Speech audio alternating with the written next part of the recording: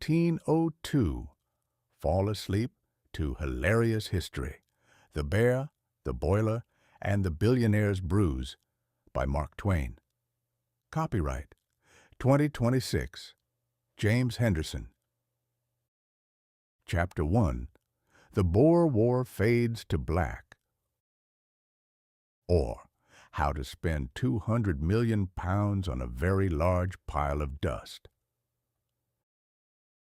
The year of our Lord 1902 arrived not with a whimper, but with the distinct, metallic sound of a British Empire trying to fold a map it no longer understood. By May, the 20th century had officially lost its new century smell, that intoxicating aroma of progress and electricity, and replaced it with the scent of scorched veldt and expensive regret. In South Africa, the Boer War was finally wheezing toward its conclusion. It had been a 3-year performance of The Lion and the Mouse, except the lion had spent most of the play falling into holes, and the mouse was armed with a Mauser rifle and a particularly stubborn sense of property rights. The world's most expensive game of hide-and-seek. To understand the Boer War, one must first understand the Boer himself. A Boer was essentially a Dutch farmer who had spent several generations marinating in the South African sun until he was as tough as a boot heel and twice as leathery. He didn't care much for the empire, a concept he found roughly as useful as a silk umbrella in a hailstorm. He mostly wanted to be left alone to pray to God and stare at his cows. The British, however, had discovered that the Boer was sitting on top of a great deal of gold and diamonds. Now, the British Empire was a magnificent institution, a sprawling collection of territories upon which the sun never set, largely because the sun didn't trust the British in the dark. When the empire saw gold that didn't belong to it, it felt a deep spiritual ache, a sort of manifest destiny with a ledger and a monocle. The war was supposed to be over by Christmas of 1899. It was a lovely thought. It was the kind of thought a man has right before he tries to whistle through a hornet's nest. Instead of a quick parade through Pretoria, the British Army found themselves engaged in a 3-year game of hide-and-seek across a landscape that was essentially one giant hiding spot. A Boer is a man who can live on a piece of dried meat the size of a postage stamp and shoot the eye out of a crow at 400 yards while complaining about the weather. Chasing him with a regular army is like trying to catch a ghost with a butterfly net. Kitchener's interior decorating, the blockhouse system. By 1902, Lord Kitchener, a man whose mustache was so vast it required its own zip code, had realized that you cannot catch a Boer in the open. The Boer lived on the veldt. The veldt was his parlor, his kitchen, and his escape hatch. So Kitchener decided to divide the entire country into small, manageable squares, much like a giant checkerboard made of barbed wire and misery. He built blockhouses. These were small corrugated iron forts, spaced just far enough apart that the soldiers inside could see each other's signals, but close enough that they could hear each other's teeth chattering at night. The British built 8,000 of these things. They strung 3,700 miles of barbed wire across the landscape. It was the largest fencing project in human history, an attempt to turn a sovereign nation into a very large, very angry sheep pen. The idea was to flush the Boer commandos into the wire like partridges. It worked eventually, but at a cost that would make a billionaire weep. The British were spending £2.5 million a week to maintain this iron web. To put that in perspective, for the price of catching one disgruntled farmer in a slouch hat, the king could have bought every citizen in London a gold-plated bicycle and a lifetime supply of crumpets. The Treaty of Vereeniging, the victory that felt like a hangover. On May 31st, 1902, the two sides finally sat down at Vereeniging to sign a treaty. The Boers were exhausted. Their farms had been burned. Their families were in concentration camps, a term that had not yet acquired its darkest historical stains, but was already plenty grim. And they were out of ammunition. The treaty was a masterpiece of British diplomacy, which is to say, it was a document that managed to give everyone what they wanted while making sure nobody was happy. The Boers had to acknowledge King Edward VII as their sovereign. This was a bitter pill, swallowed with a grimace that lasted for 40 years. The British promised to give the Boers £3 million to rebuild their farms. The question of rights. The British conveniently postponed the question of giving voting rights to the black African population, a decision that would eventually blossom into the thorny, poisonous garden of apartheid. The British returned home to a victory parade, but the cheering was a bit thin. They had sent 450,000 troops to fight roughly 60,000 farmers. They had lost 22,000 men, most of them to enteric fever rather than bullets. Dying for the empire is one thing. Dying because you drank water that a cow had recently finished with is quite another. It was a victory, certainly, but it was the kind of victory you get when you fight a lawnmower. You might stop the blades, but you're covered in grass, your shoes are ruined, and the neighbors are all staring at you. The empire's new suit. As the dust settled in 1902, the British Empire looked in the mirror and realized its suit was looking a bit threadbare. The Boer War had exposed a terrifying truth. The British soldier was often less healthy, less literate, and a worse shot than the colonial rubes he was sent to conquer. This led to a national panic in England. If the heart of the empire was composed of pale, rickety city dwellers who couldn't hit a barn door with a banjo, how were they going to hold off the Germans? Or the French? Or, heaven forbid, the Americans, who were currently building muscles by throwing tea into harbors and inventing things out of spite? The war changed the British psyche. It ended the era of splendid isolation. They realized they needed friends. They started looking around the world for anyone who didn't actively want to punch them in the throat. They looked at Japan. They looked at France.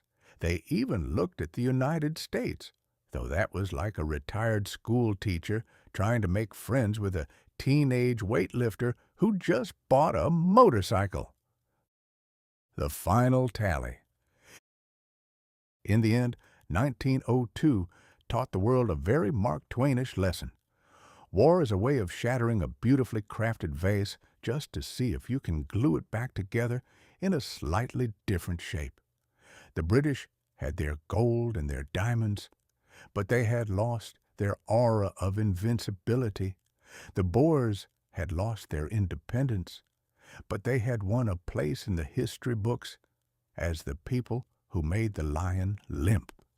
And the world moved on, turning its eyes toward other horizons, toward the Caribbean, where volcanoes were preparing their own treaties, and toward Washington, D.C., where a man named Roosevelt was currently contemplating a very large stick. Chapter 2. The Philippine-American Peace, or How to Throw a Victory Party While the Guests Are Still Throwing Spears.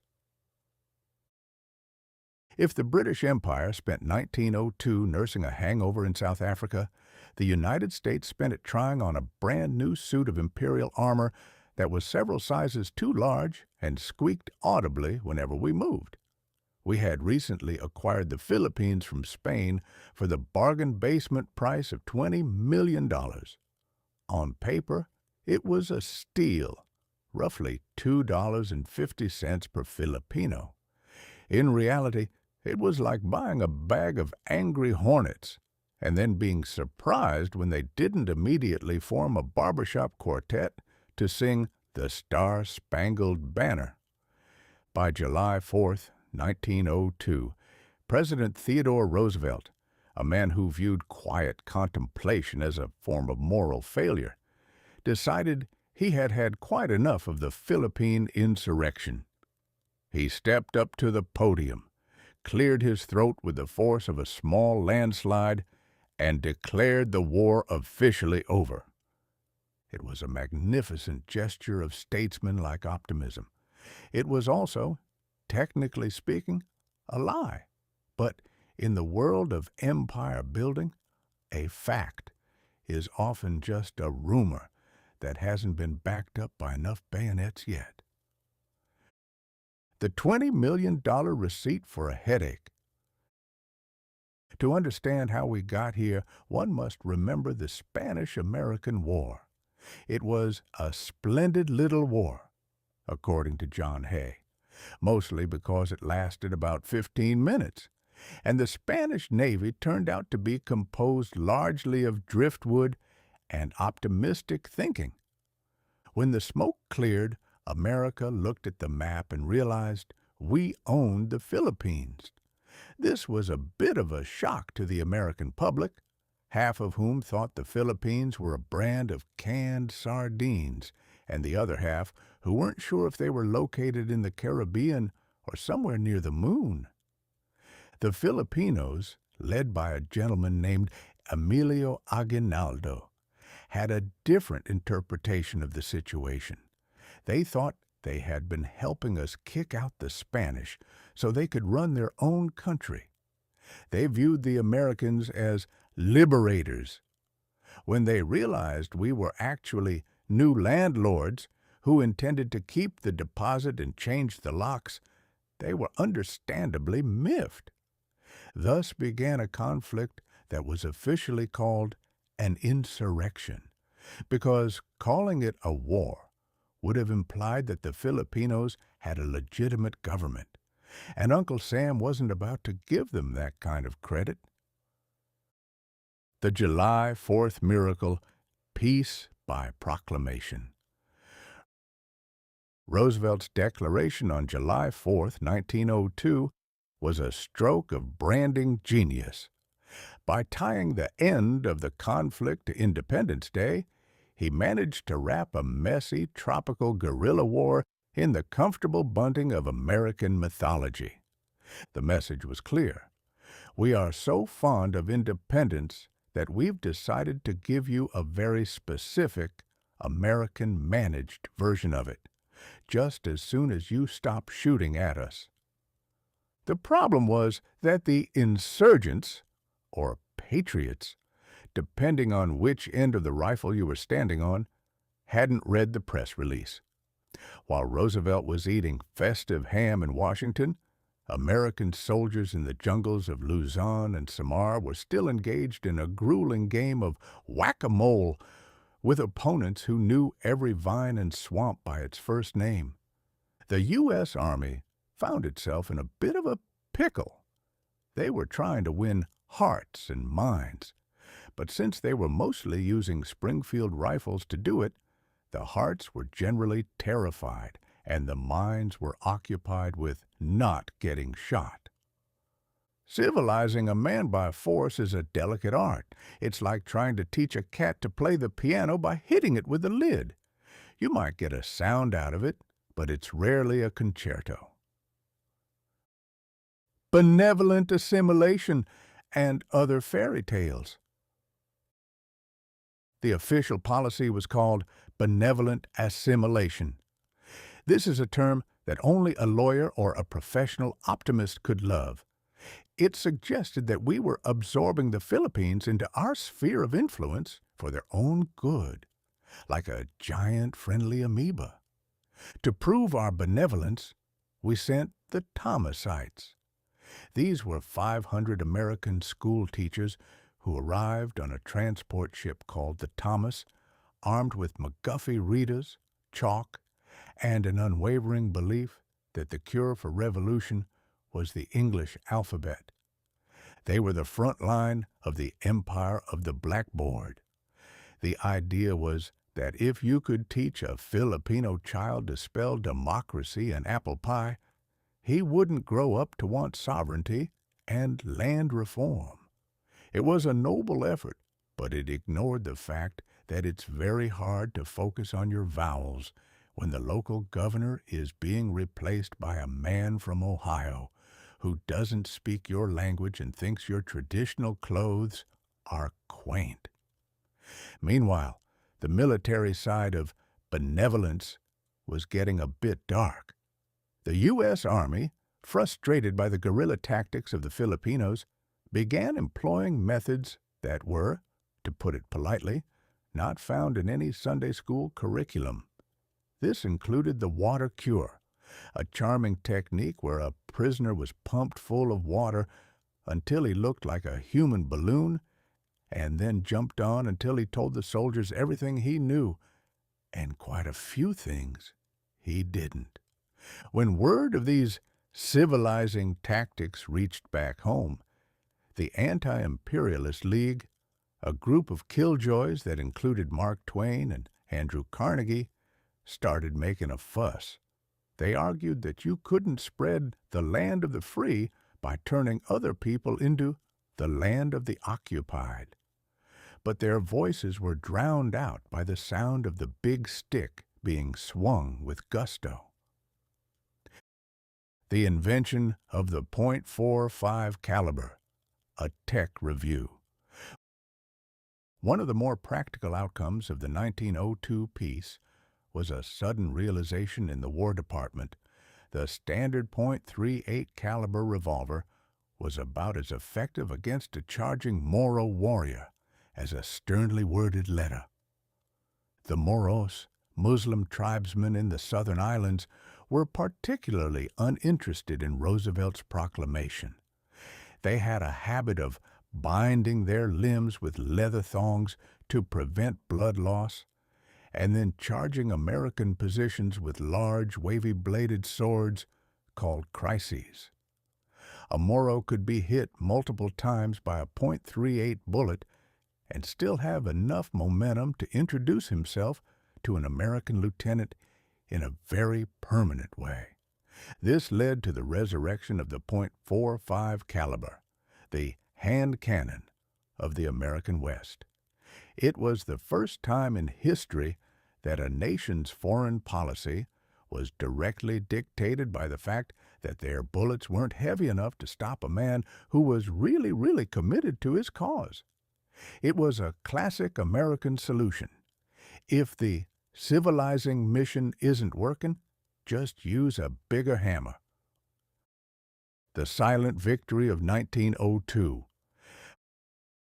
By the end of the year, the Philippines had become a civilian government under the watchful eye of William Howard Taft. Taft was a man of immense physical presence. He was frequently described as a human mountain, and he referred to the Filipinos as his little brown brothers. This was intended to be affectionate, but it had the distinct patronizing flavor of a man talking to a golden retriever. Taft sat in Manila, sweating profusely through his linen suits, and began the gargantuan task of building roads, bridges, and a bureaucracy that would make a Prussian bureaucrat weep with envy. The peace of 1902 was a victory of exhaustion. The Filipinos were tired of dying, and the Americans were tired of explaining to their mothers why their sons were catching malaria in a place they couldn't find on a map. We had civilized the island so thoroughly that we had broken their back. We had also, for the first time, stepped fully into the role of a world power. We had learned that owning an empire is a lot like owning a boat. The two happiest days are the day you buy it and the day you finally give it back. In 1902, we were still in the honeymoon phase, blissfully unaware that we had just signed up for a 40-year lease on a tropical headache that would eventually lead us into the path of a rising sun in the east. But for now, the flags were flying, the schools were opening, and the .45 caliber revolvers were loaded. The 20th century was officially an American century, whether the rest of the world liked it or not. The final verdict on 1902's peace. In summary, the Philippine-American peace of 1902 was a classic example of Victorian multitasking. We celebrated freedom at home. We suppressed independence abroad. We sent teachers to the front lines. We sent torturers to the back rooms. And we convinced ourselves that as long as we were the ones doing it, it wasn't imperialism. It was just very aggressive helping. Chapter 3. Mount Pelée and the Silent City. Or why being a public nuisance is occasionally a sound life insurance policy. While the British were busy counting their barbed wire in South Africa, and the Americans were trying to explain to the Filipinos that liberty is a relative term, the Caribbean was preparing a lecture on a much more fundamental subject, physics. In 1902, the island of Martinique was the crown jewel of the French West Indies. Its capital, Saint-Pierre, was known as the Paris of the West Indies. It had a grand theater, a botanical garden, stone villas, and enough premium rum to make a sailor forget his own name and his mother's birthday. It was a place of high culture, fine wine, and a magnificent volcano named Mount Pelée that loomed over the city like a giant, brooding landlord who hadn't been paid in several centuries. Nature clears her throat, and everyone ignores it. By April 1902, Mount Pelée began to suffer from a severe case of geological indigestion. It started with a few polite puffs of steam, the mountain's way of clearing its throat before an important speech. Then came the ash. It wasn't a lot at first, just a fine gray powder that settled on the fine linens of the Saint-Pierre elite, making everything look like it had been stored in a very old attic. The people of Saint-Pierre, being French, and therefore fundamentally committed to the idea that the world should behave according to their aesthetic preferences, decided to treat the volcano as a minor social inconvenience. If the mountain wanted to smoke, let it smoke, as long as it didn't interrupt the opera or the upcoming elections. Then the snakes arrived. One of the more overlooked signs of a volcanic eruption is the mass migration of local wildlife. The snakes of Mount Pelée, mostly the highly venomous fer-de-lance, decided that the mountain was getting a bit too warm for their bellies. Thousands of them slithered down into the city, seeking cooler ground. They were followed by giant centipedes and swarms of insects. It was a biblical plague, but with more biting. The citizens of Saint-Pierre spent several days frantically killing snakes in their parlors, yet still nobody thought to leave. Why? Because there was an election on May 11th. The governor of Martinique, Louis Moutet, was terrified that if the people fled, his party would lose. He stayed in the city with his wife to show confidence, which is a polite political term for spectacularly misplaced bravery.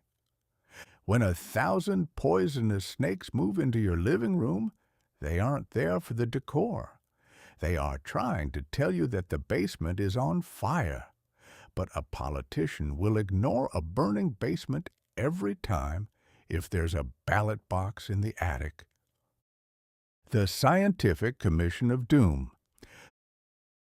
To calm the panicking public, the governor appointed a scientific commission. This is always a bad sign. When a government appoints a commission to tell you that a rumbling volcano is perfectly safe, you should immediately pack your bags and start running toward the nearest boat.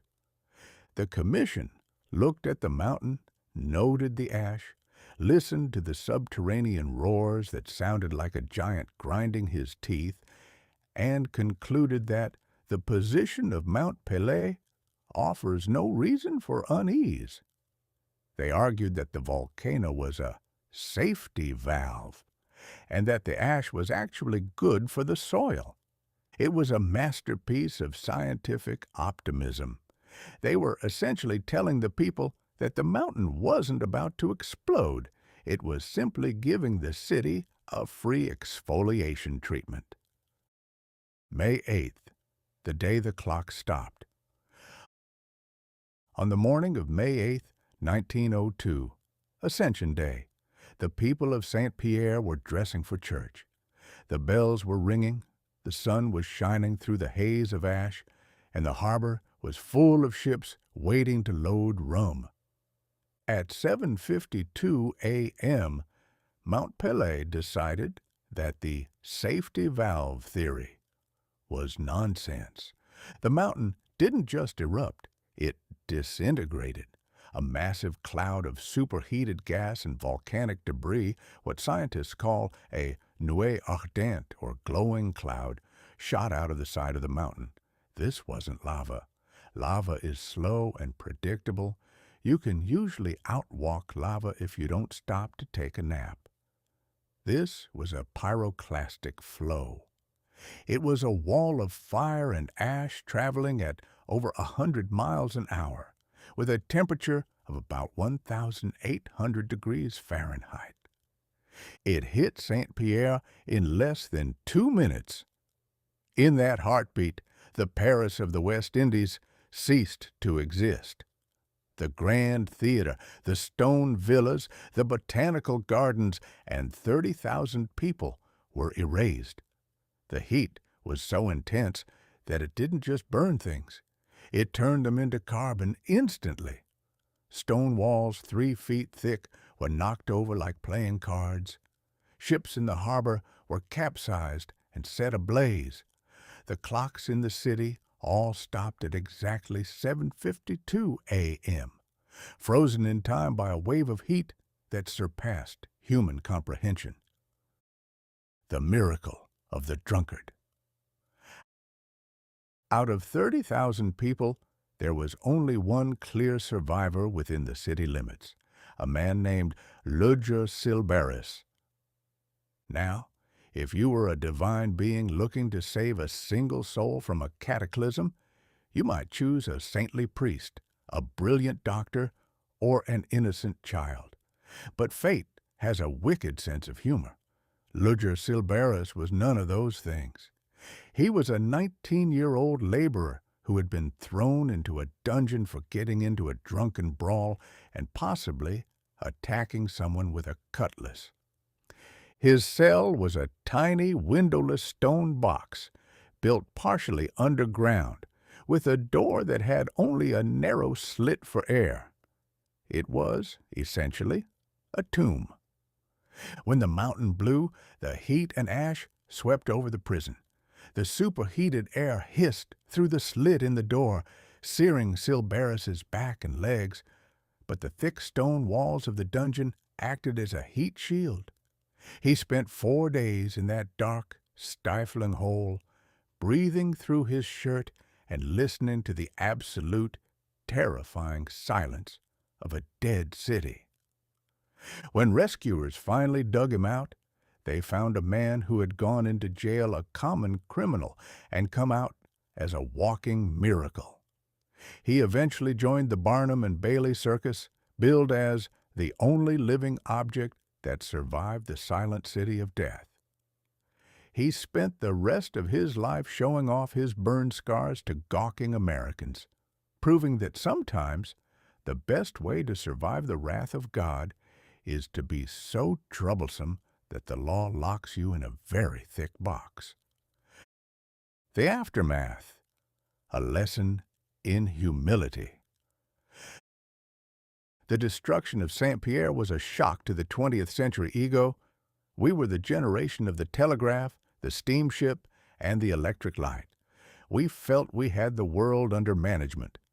But Mount Pelée reminded us that we are merely tenants on this planet, and the landlord doesn't care about our elections, our rum exports, or our scientific commissions. You can have the finest stone theater in the world, but if the mountain decides to move the furniture, your theater becomes a tomb. The United States, led by the ever-energetic Teddy Roosevelt, immediately sent $200,000 in aid, a massive sum at the time. We sent ships full of food and medicine, partly out of genuine charity, and partly because Roosevelt never met a crisis he didn't want to participate in. It was also a turning point for another major project. At the time, the U.S. was debating whether to build a canal in Nicaragua or Panama. The Nicaraguan lobbyists were winning until the eruption of Pelée. Supporters of the Panama route sent every U.S. senator a postage stamp from Nicaragua featuring a smoking volcano. The message was clear. Do you want to build a multi-million-dollar ditch next to a giant geological time bomb? And so, Mount Pelée inadvertently helped build the Panama Canal. It destroyed a city in 3 minutes and redirected the course of global commerce in the next. The Silent City. Today, Saint-Pierre is a quiet place. You can still see the ruins of the theater, the charred remains of the stone walls, and the dungeon where Ludger Silberus sat and waited for the world to come back. It serves as a permanent monument to human stubbornness. 1902 had taught us that we could conquer the Boer and civilize the Filipino, but we couldn't do a thing about a mountain with a grudge. It was a humbling thought to take into the new century, a century that would eventually learn to build its own glowing clouds out of atoms. But for now, we were still just small creatures living in the shadow of very large rocks. As the smoke cleared over Martinique, the world turned its attention back to America, where Teddy Roosevelt was about to demonstrate that if you can't beat nature, you can at least try to befriend its bears. Chapter 4. The Birth of the Teddy Bear, or how to rebrand an apex predator into a bedmate for toddlers. By November of 1902, Theodore Roosevelt had been president for a little over a year, and the American people were still trying to figure out if they had elected a commander-in-chief or a force of nature that had accidentally put on a three-piece suit. Roosevelt did not walk. He collided with the horizon. He did not speak. He issued verbal decrees that sounded like a Gatling gun muffled by a velvet curtain.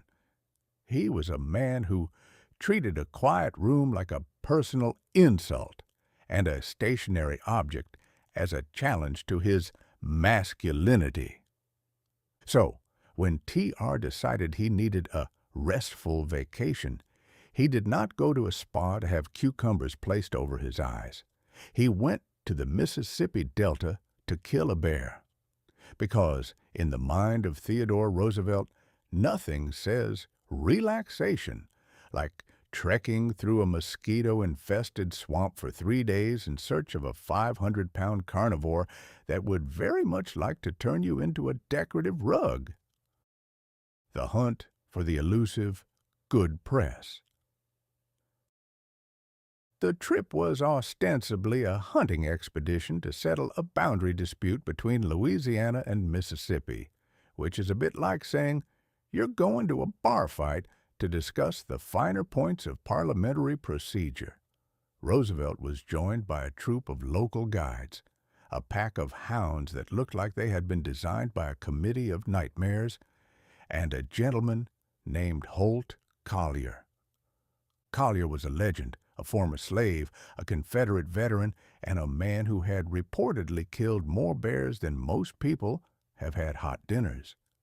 If a bear saw Holt Collier coming, it usually started writing its will.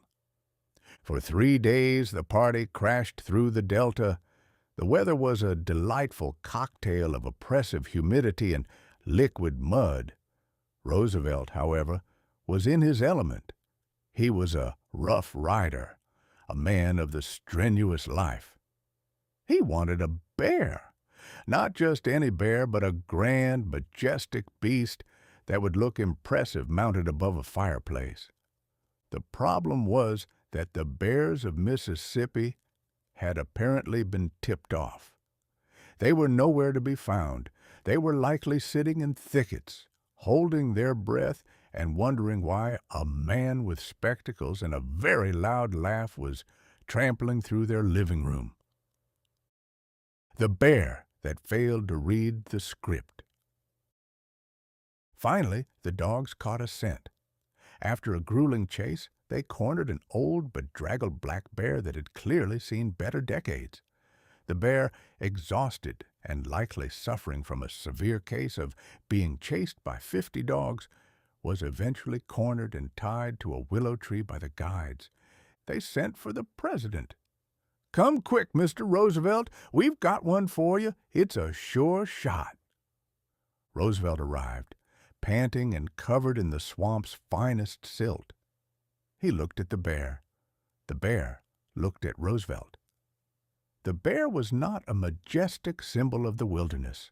It was a tired, bruised, and captive animal tied to a tree like a misunderstood dog. Now, Roosevelt was many things: a hunter, a soldier, a man who once gave a 90-minute speech after being shot in the chest. But he was also a man who possessed a very specific Victorian code of sportsmanship. To shoot a captive animal tied to a tree was not hunting. It was grocery shopping. And TR wasn't there for the produce. "I've drawn the line," he reportedly barked. "I will not shoot a helpless bear." It was a moment of profound moral clarity. Or perhaps it was simply the realization that the headlines, "President shoots animal tied to tree," wouldn't play particularly well with the voters in Ohio. Either way, the bear survived the president, though in a grim twist of fate, Roosevelt did order it put out of its misery with a knife by one of the guides. In the world of 1902, mercy still involved a sharp edge. Enter the cartoonist, the great shrinking act. News of the president's refusal to shoot the bear traveled faster than a rumor at a church social. On November 16, 1902, a cartoonist named Clifford Berryman published a drawing in the Washington Post titled "Drawing the Line in Mississippi." In the original cartoon, the bear was a reasonably realistic, albeit scruffy, animal. But as Berryman continued to draw the Roosevelt bear in subsequent cartoons, a strange biological phenomenon occurred. The bear began to shrink. Within weeks, the 500-pound predator had been transformed by the stroke of a pen into a tiny, wide-eyed, adorable cub with ears like dinner plates. It was the first recorded instance of cute washing. The American public fell in love. They didn't see the muddy swamp, the baying hounds, or the sharp knife. They saw a brave, bespectacled hero protecting a fuzzy little orphan. The Brooklyn Revolution, from predator to plush. Enter Morris and Rose Mictum, a pair of Russian Jewish immigrants who ran a small candy and stationery shop in Brooklyn. They saw Berryman's cartoon and had a flash of commercial genius that would eventually result in more stuffed animals than there are actual stars in the sky. Rose Mictum stayed up late one night and stitched together a plush bear made of brown velvet. They put it in their shop window with a sign that read, "Teddy's Bear."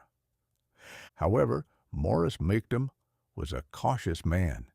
He knew that the president was a man of unpredictable temper and a large collection of lawyers. He didn't want to be sued for trademark infringement by a man who could command the Navy. So he sent the bear to the White House with a letter asking for permission to use the president's nickname. Roosevelt's reply was classic TR. "I don't think my name will mean much in the bear business, but you're welcome to use it." History has recorded many wrong predictions.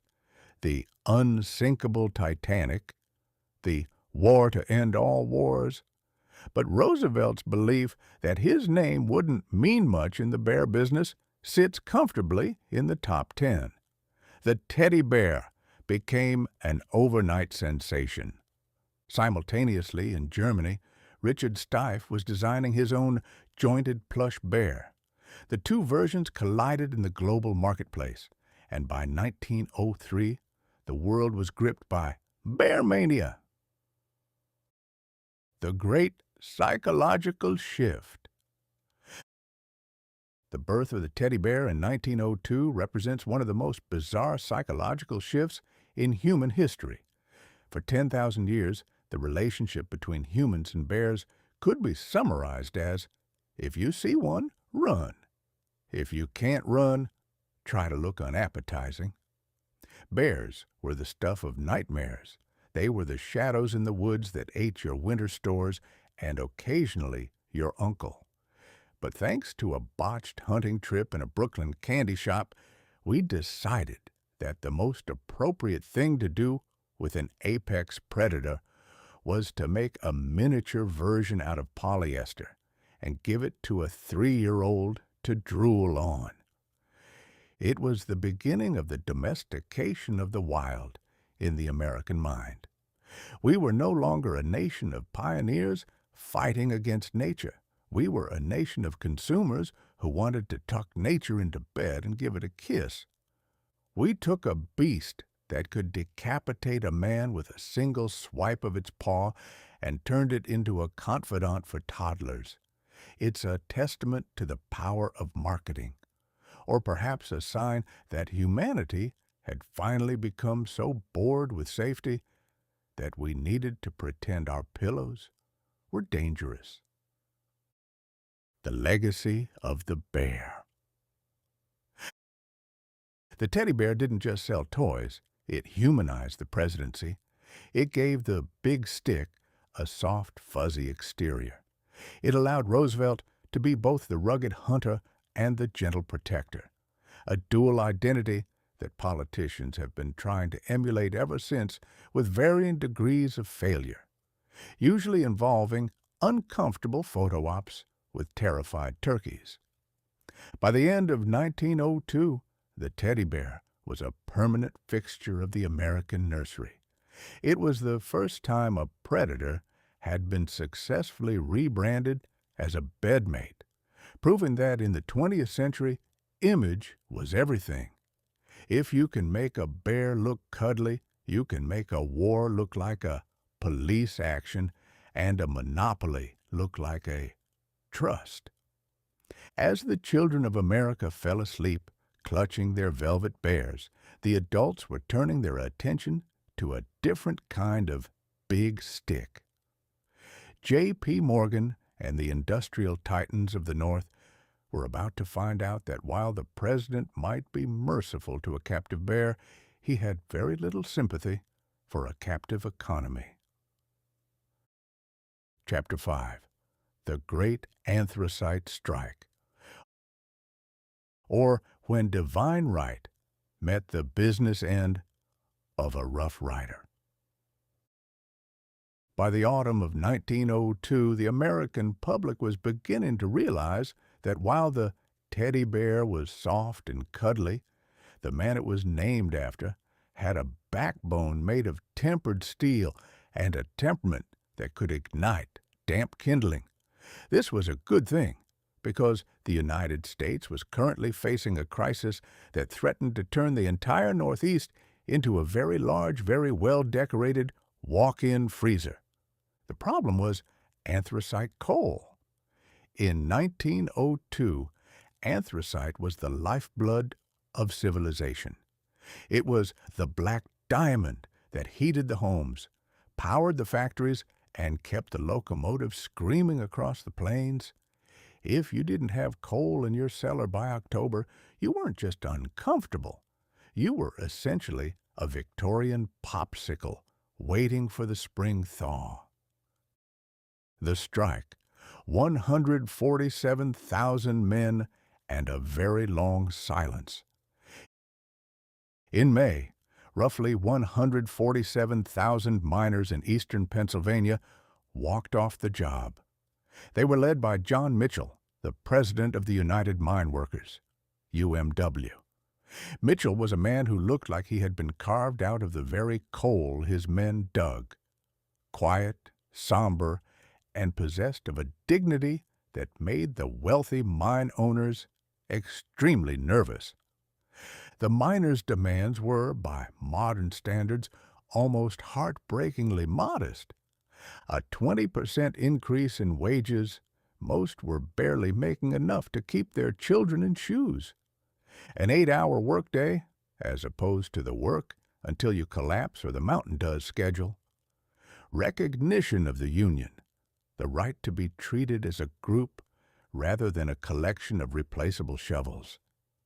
The mine owners, however, reacted to these demands as if the miners had asked for the right to marry their daughters and burn down the local country club.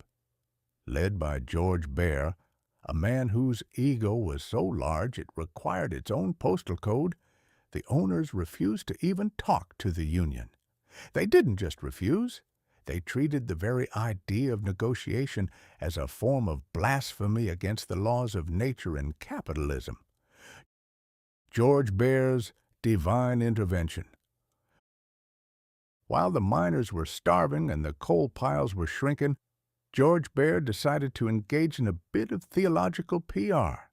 He wrote a letter to a concerned citizen that contained one of the most spectacularly arrogant sentences ever committed to paper. The rights and interests of the laboring man will be protected and cared for, not by the labor agitators, but by the Christian men to whom God in His infinite wisdom has given the control of the property interests of the country.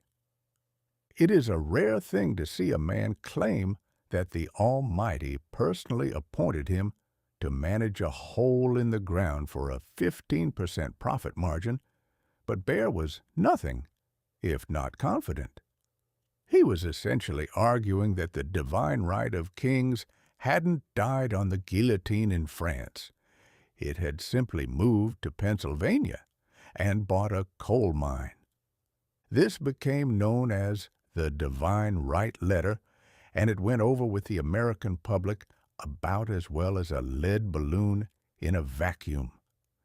People who had previously been indifferent to the strike suddenly found themselves rooting for the guys with the pickaxes. If God had given George Boer the coal, then it seemed God had also given him the ability to be a world-class irritant. Winter is coming, and the furniture is burning. By October, the situation was dire. The price of coal had skyrocketed from $5 a ton to $30 a ton. Schools were closing because they couldn't heat the classrooms. Hospitals were rationing warmth. In the poorer districts of New York and Philadelphia, people were beginning to break up their own furniture to feed the stove. In the White House, Theodore Roosevelt was pacing the floor like a caged panther. Technically, the president had no legal authority to intervene in a private labor dispute. The Constitution doesn't say anything about the right of the people to be warm, and the coal mines were private property. But Roosevelt wasn't a man to let a little thing like lack of jurisdiction stand in the way of a good fight. He viewed himself as the steward of the people. If the people were freezing and the Christian men of the coal mines were acting like feudal lords with a god complex, then the big stick was going to have to make an appearance. The White House Summit, a study in high blood pressure. On October 3, 1902, Roosevelt did something unprecedented. He invited both the mine owners and John Mitchell to the White House for a conference. It was the first time in American history that a president had acted as a neutral mediator in a labor strike. The meeting was a disaster. John Mitchell sat there, calm and respectful, offering to submit the whole thing to arbitration. George Boer and his fellow owners, meanwhile, behaved like spoiled children who had been told they couldn't have a second dessert. They refused to speak directly to Mitchell. They spent their time lecturing the President of the United States on his duty to use the Army to break the strike and put the rabble back in their place. Roosevelt later wrote that if it weren't for the dignity of the office, he would have taken George Boer by the seat of the breeches and thrown him out the window.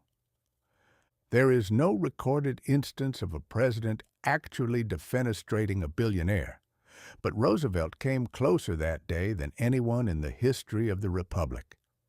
He left the meeting so angry that he reportedly broke a pencil in half with his bare hands.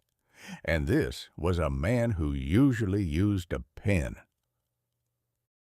The big stick gets literal. The owners thought they had won. They figured Roosevelt was paralyzed by the law. They were wrong.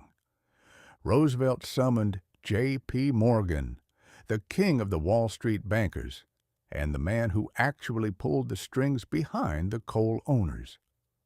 He told Morgan that if a settlement wasn't reached immediately, he would declare a national emergency and send in the U.S. Army.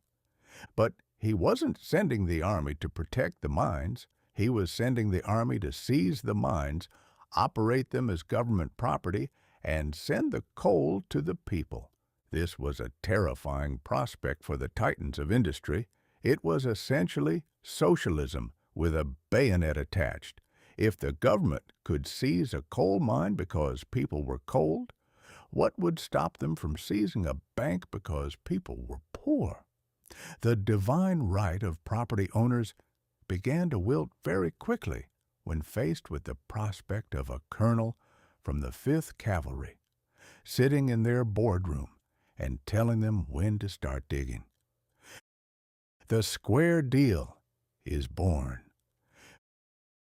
Faced with the choice between a 10% raise for miners and the total loss of their property to the U.S. Army, the owners suddenly rediscovered their sense of Christian charity. They agreed to an independent commission to settle the dispute. In the end, the Anthracite Coal Strike Commission gave the miners a 10% wage increase, half of what they asked for, but 10% more than zero, a 9-hour workday, a permanent board to settle future disputes. The union wasn't officially recognized, that would take another few decades, but the miners had won a massive psychological victory. More importantly, Roosevelt had established a new principle in American life. He called it the square deal. The idea was simple. The government shouldn't favor the laborer or the owner.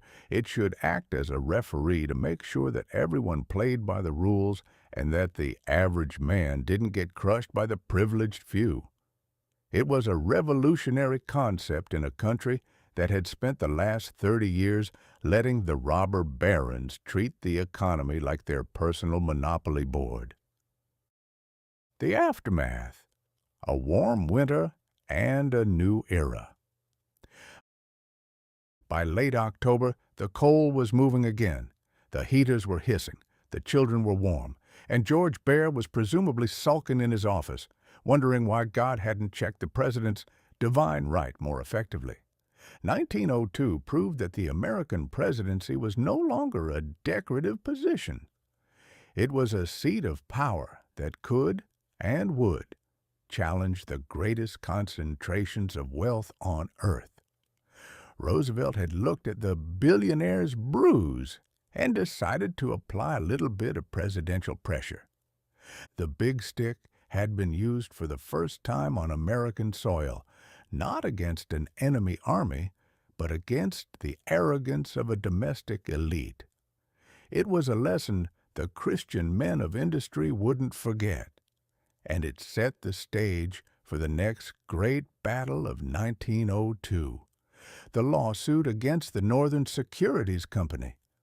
But for now, the smoke was rising from the chimneys, the miners had meat on their tables, and the 20th century was starting to look like a place where the little guy might actually stand a chance, as long as he had a Rough Rider in his corner. Chapter 6: Trust Busting 101, or When the Prince of Profits Realized the President Wasn't for Sale. If the American economy of 1902 were a house, it would have been a mansion where the walls were made of mahogany, the curtains were spun from gold thread, and the front door was locked from the inside by 3 men who owned all the keys. These men were the heads of the trusts, massive, multi-limbed corporate monsters that had spent the last 20 years swallowing competition like a whale swallows krill, only with better tailoring and more expensive cigars. At the very top of this heap sat J. Pierpont Morgan. To call Morgan a banker is like calling the Atlantic Ocean a puddle. He was a financial weather. He was a man whose nose was famously bulbous and red, a result of rosacea, but people were usually too terrified by his eyes, which were said to resemble the headlights of an express train, to notice. Morgan had spent his life Morganized. Yes, it was a verb, the American economy, tidying up messy competition and replacing it with neat, orderly monopolies that he controlled. In February 1902, however, Morgan discovered that there was one thing he hadn't yet Morganized: the energetic, bespectacled man in the White House who had a very different idea of who was running the country. The unholy trinity of the Northwest. The trouble started with a project called the Northern Securities Company. To understand Northern Securities, you have to imagine the Pacific Northwest in 1901. It was a vast, growing empire of timber, wheat, and potential. To move anything in this empire, you needed a railroad. There were 2 main ones, the Great Northern and the Northern Pacific. For years, the men who owned them, James J. Hill and Edward H. Harriman, had fought like 2 tomcats in a burlap sack. Eventually, they realized that fighting was expensive and cooperation was profitable. So, they went to J.P. Morgan. Morgan, who loved order the way a librarian loves a Dewey Decimal System, helped them create a holding company. They put all their stock into one giant basket called Northern Securities. Suddenly, if you were a farmer in North Dakota or a lumberjack in Washington, you didn't have a choice. You paid whatever the holding company told you to pay.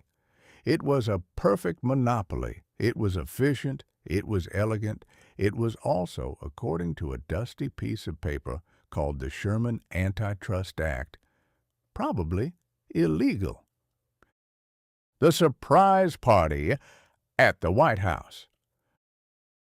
For a decade, the Sherman Antitrust Act had been treated by the government like a piece of exercise equipment in a guest room. Everyone knew it was there, but nobody actually used it. Previous presidents had been far too polite to tell a billionaire what to do with his money. They viewed the trusts as a natural evolution of nature, like a thunderstorm or a bald spot. But Theodore Roosevelt was not polite in the traditional sense. He viewed the Northern Securities merger as a direct challenge to the sovereignty of the United States.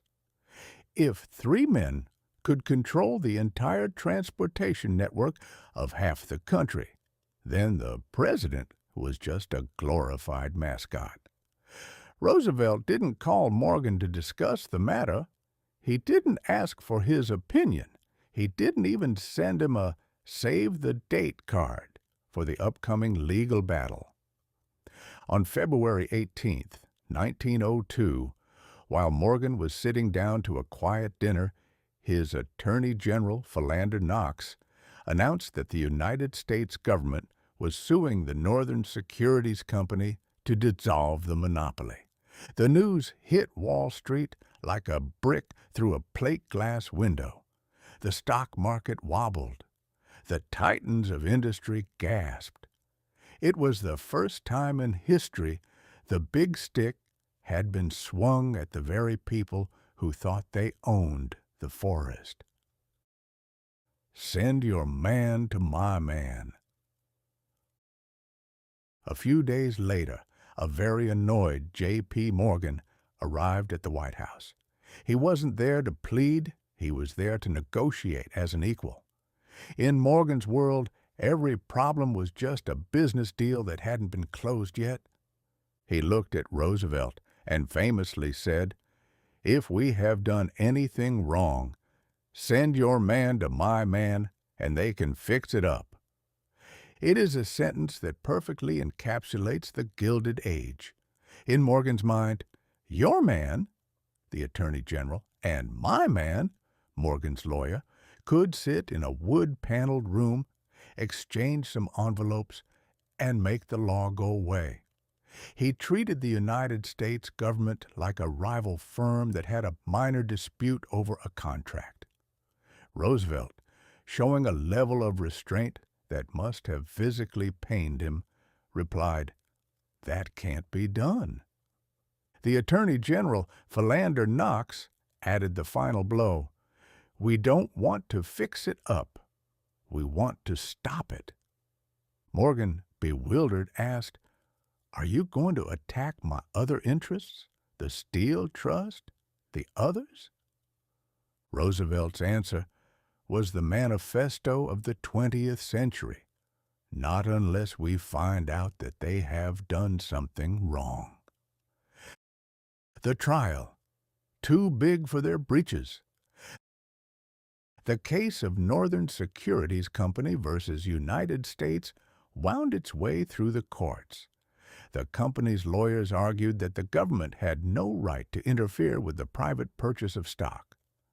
They argued that bigness was not a crime. They argued that the merger was good for the economy because it prevented wasteful competition. Roosevelt's side argued something simpler. Competition is the soul of the American system. If you kill competition, you kill the system. You can't have a free market if three guys own the whole market. The president was essentially telling the billionaires, "You're too big for your breeches, and I'm the one who holds the scissors." He wasn't anti-business, he was anti-bully. He believed there were good trusts, the ones that provided better service at lower prices, and bad trusts, the ones that just sat on the pipes and charged everyone for the water. It was a distinction that baffled the tycoons. To a man like Morgan, a bad trust was simply one that didn't make enough money. The idea that a corporation had a moral obligation to the public was as foreign to him as the idea of eating a meal without a five-course wine pairing. The verdict, The Lion and the Mouse. In 1904, the Supreme Court finally ruled in favor of the government. The Northern Securities Company was ordered to be broken up. The unholy trinity of Hill, Harriman, and Morgan had to untangle their railroads and go back to, God forbid, actually competing with one another. It was a staggering victory for Roosevelt. He hadn't just won a lawsuit. He had redefined the office of the presidency. He proved that the law was superior to the checkbook. It also earned him the nickname that would define his legacy, the Trust Buster. Roosevelt went on to initiate 44 more antitrust suits during his presidency. He took on the Standard Oil Trust, the Tobacco Trust, and the Beef Trust. Every time he did, the captains of industry screamed that he was destroying the country. In reality, he was saving it from becoming a feudal state where the only citizens with rights were the ones with a corporate seal. The legacy of 1902, the invisible referee. By the end of 1902, the relationship between the government and the economy had changed forever. Before this year, the government was a spectator. After this year, the government was the referee. It was a job Roosevelt loved, blowing the whistle, throwing the yellow flag, and occasionally tackling a player who got too aggressive. Morgan and Roosevelt remained frenemies for the rest of their lives. Morgan continued to provide the money that kept the country running, and Roosevelt continued to provide the rules that kept the money from suffocating the people. It was a delicate balance, much like a man trying to ride a bicycle while carrying a grand piano. But for the first time, the man on the bicycle was in charge of the direction. The billionaire's bruise had been administered, and the 20th century was officially open for business, but only if you were willing to play by the rules. As the railroad cars were being uncoupled in the Northwest, a different kind of fresh air was being prepared in the East. While TR was clearing the economic atmosphere, a man named Willis Carrier was working on a way to clear the actual atmosphere. Chapter 7. Willis Carrier Invents the Summer, or How Humanity Decided to Evict Nature from the Living Room. By the middle of 1902, the human race had spent approximately 50,000 years engaged in a losing battle with the weather. For the vast majority of our history, climate control consisted of either building a fire and hoping you didn't burn the cave down, or standing in a draft and waving a palm leaf until your wrist developed a permanent twitch. We were a species at the mercy of the seasons. In the winter, we shivered in 6 layers of wool that smelled like a wet sheep, and in the summer we simply melted into our upholstery and waited for the sweet relief of November. But in July 1902, a 25-year-old engineer named Willis Carrier had a realization that would change the way humans lived, worked, and, most importantly, avoided each other. He didn't set out to save humanity from the sweltering heat of a Brooklyn summer. He was actually trying to save a printing press from some very uncooperative paper. It turns out that the greatest revolution in human comfort was sparked not by compassion, but by the fact that ink won't stick to damp paper. The Devil's Breath, a Brooklyn July. To understand the magnitude of Carrier's achievement, one must first appreciate the horror of a New York summer before 1902. Humidity in Brooklyn is not merely a weather condition. It is a physical assault. It is a thick, invisible soup that tastes like laundry water and clings to you like a desperate relative. In the offices of the Sackett Wilhelms Lithographing and Publishing Company, the humidity was doing more than just making the staff irritable. It was ruining the color printing process. Paper, being a temperamental substance, expands and contracts based on the moisture in the air. When you're trying to print 4 different colors on a single page, and the page changes size between the cyan and the magenta, you end up with a finished product that looks like it was illustrated by a man suffering from a severe dizzy spell. The printers were desperate.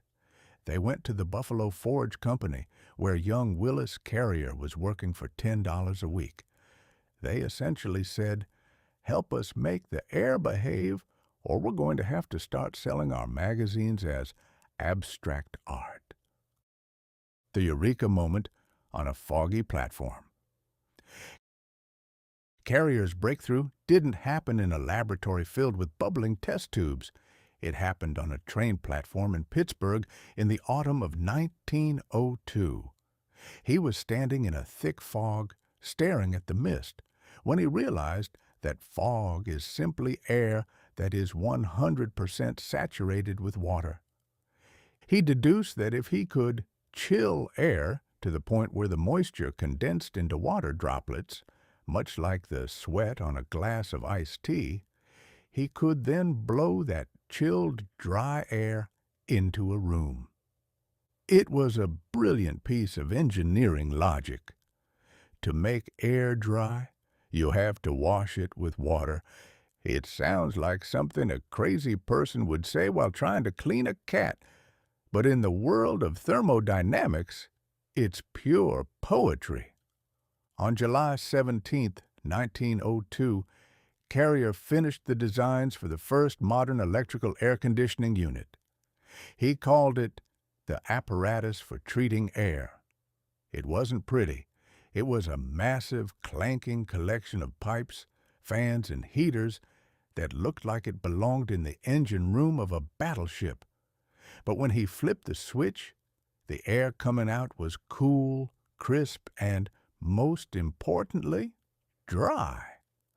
The paper stopped stretching, the ink stayed where it was put, and the printing press operators suddenly realized they were the only people in Brooklyn who weren't currently wearing a coat of sweat. From paper to people, the accidental comfort. For the first few years, Willis Carrier didn't think of his invention as a way to keep people happy. He thought of it as a tool for industry. Air conditioning was used to keep pasta from sticking together in factories, to keep tobacco from drying out, and to keep film from melting in movie studios. But humans are clever creatures. It didn't take long for the workers in these factories to realize that they would rather spend 12 hours in a windowless room with the apparatus for treating air than 10 minutes outside in the sunshine. The first major human application didn't happen until the 1920s in movie theaters, but the seeds were sown in 1902.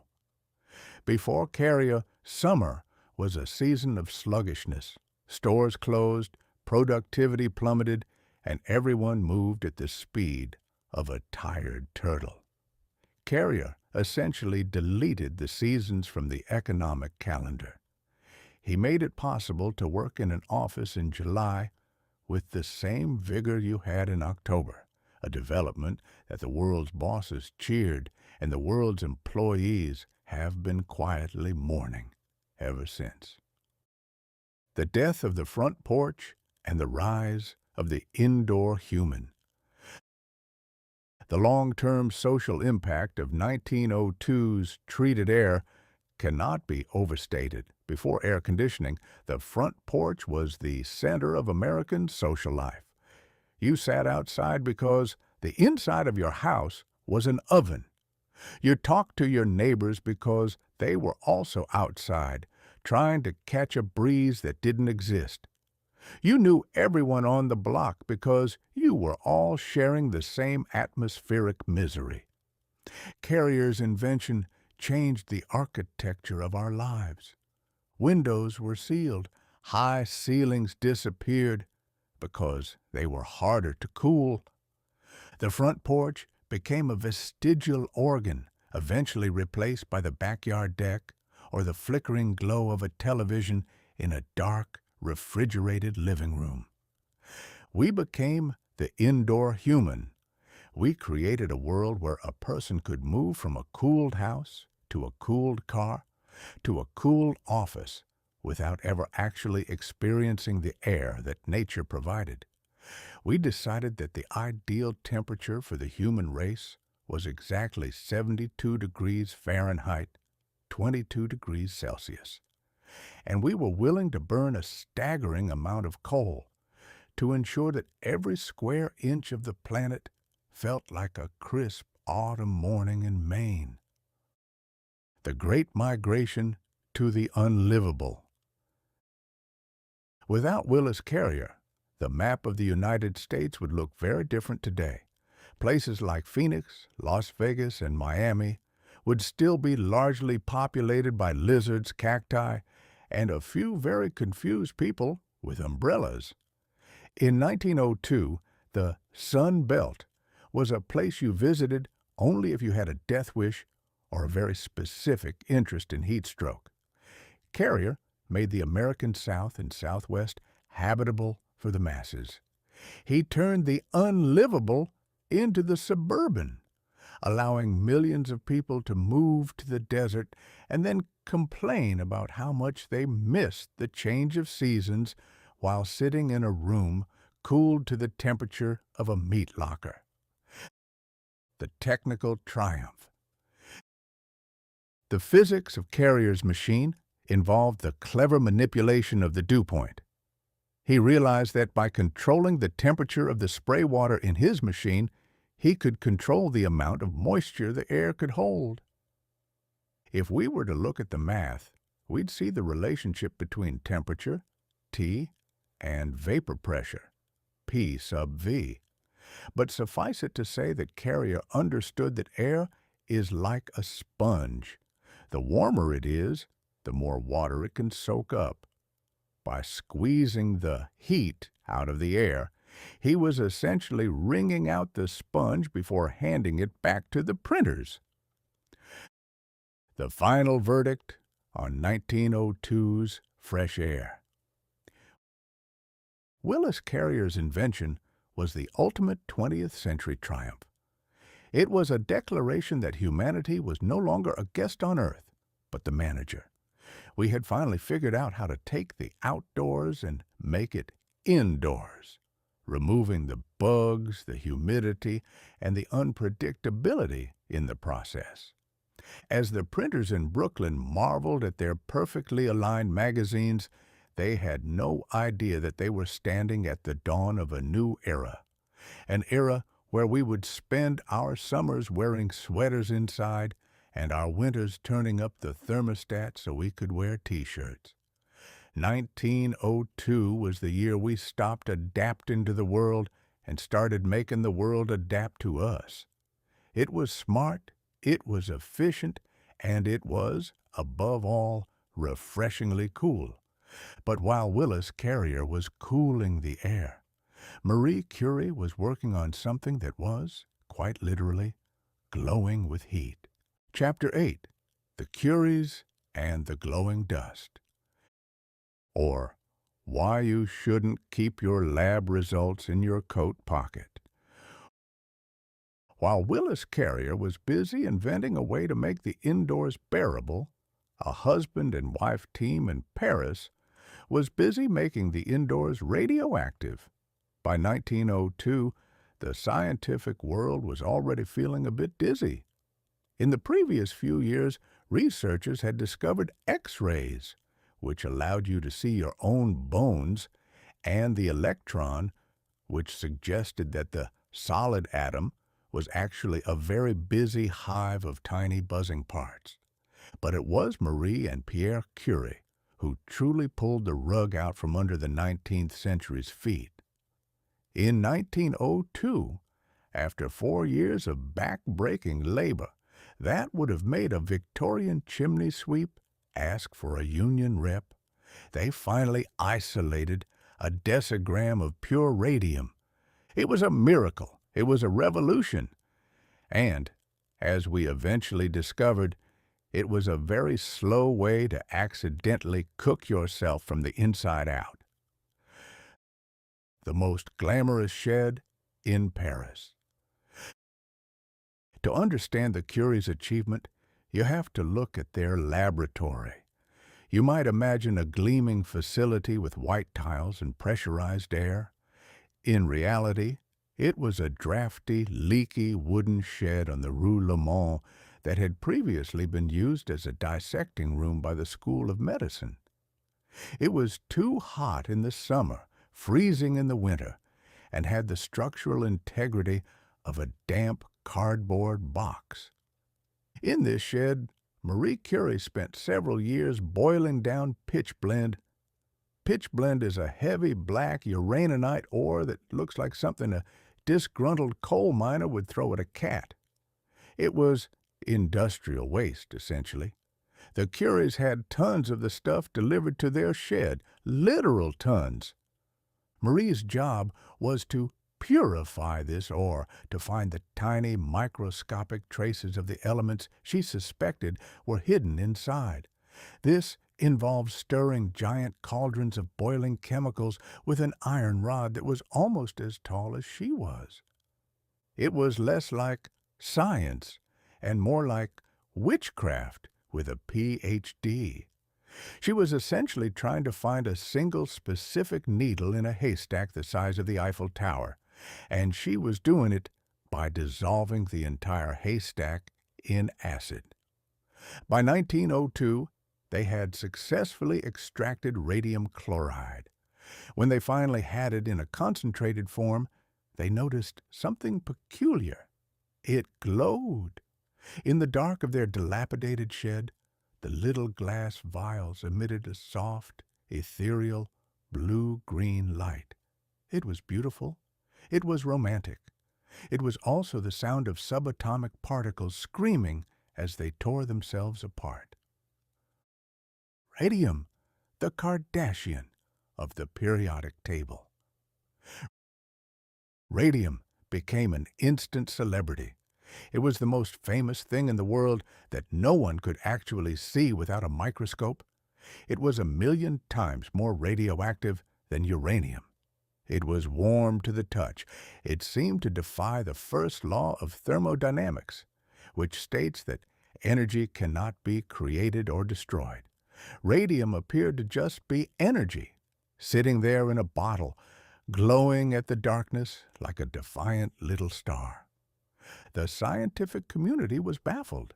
Before 1902, the atom was thought to be a solid, eternal, unchangeable sphere, the billiard ball model. But the Curies proved that some atoms are fundamentally unstable. They are falling apart. They are changing from one element into another, a process called transmutation, shedding bits of themselves in the form of radiation. In technical terms, the energy released was staggering. If you were to look at the math behind the decay, you'd find that a single gram of radium releases about 140 calories of heat per hour. This doesn't sound like much until you realize it does this constantly for centuries. The energy locked inside the atom was finally peaking out, and it was whispering to the physicists of 1902 that the universe was much weirder and much more powerful than they had ever dared to dream. The great radium craze, a health hazard with a smile. Naturally, as soon as the public heard about a miracle element that glowed in the dark and came from Paris, they wanted to eat it, wear it, and rub it on their faces. Because the Curies had found that radium could kill cancer cells. It can. The public assumed that radium was a general, life-giving tonic. The years following 1902 saw the birth of the radium age.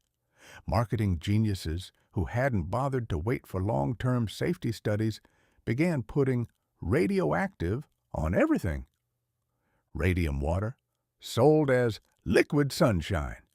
People drank it to cure everything from gout to low spirits. Radium chocolate, for the person who wants their snacks to have a subatomic kick. Radium face cream, guaranteed to give you a radiant glow, literally. Radium toothpaste, for a smile that could be seen from space. There were even radium-infused wool blankets for babies and radium-lined invigorator cups for gentlemen. It was a gold rush of madness. We had discovered the most dangerous substance on Earth and immediately decided it would make an excellent addition to our breakfast cereal. The price of genius. While the public was busy drinking liquid sunshine, the Curies were starting to notice that their hands were covered in strange, unhealing sores. Their fingertips were hardened and painful. Pierre once strapped a piece of radium to his arm for 10 hours just to see what would happen. He ended up with a permanent scar and a fascinating paper to read at the Academy of Medicine. They were tired. They were chronically ill. They didn't realize that the beautiful blue glow they loved to look at in their darkened shed was the result of ionizing radiation, ionizing their very own cells. Marie Curie's notebooks from 1902 are still stored in lead-lined boxes in the National Library of France. If you want to look at them today, you have to sign a liability waiver and wear protective clothing. Her recipes, her lab notes, even her cookbooks are still hot. Most people leave behind a legacy of ideas. Marie Curie left behind a legacy that requires a Geiger counter and a hazmat suit. She gave her life to the atom, and the atom, in its cold, indifferent way, kept a piece of her forever. The impact on the 20th century. The isolation of radium in 1902 was the starting pistol for the atomic age. Medicine. It led directly to radiotherapy, saving countless lives by using radiation to shrink tumors. Physics. It paved the way for Ernest Rutherford and Niels Bohr to figure out what the inside of an atom actually looks like. Geology.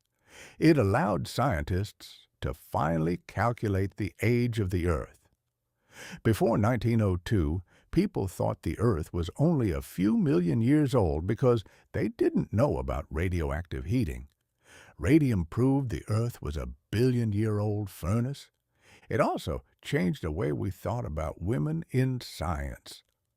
Marie Curie became the first woman to win a Nobel Prize in 1903 and eventually became the only person to win Nobel Prizes in two different scientific fields, physics and chemistry. She did it all while raising two daughters and working in a shed that most modern people wouldn't use to store a lawnmower. The final verdict on the glowing dust. In 1902, radium was the ultimate symbol of the new century. It was mysterious, it was powerful, it was glowing with promise, and it was slightly more dangerous than anyone cared to admit. It represented our transition from a world of steam and steel to a world of invisible forces. We had learned to control the air with Carrier and the economy with Roosevelt. But with the Curies, we had begun to unlock the very bricks of reality. We were children playing with matches in a room full of gunpowder, but for the moment we were just delighted by the pretty blue light.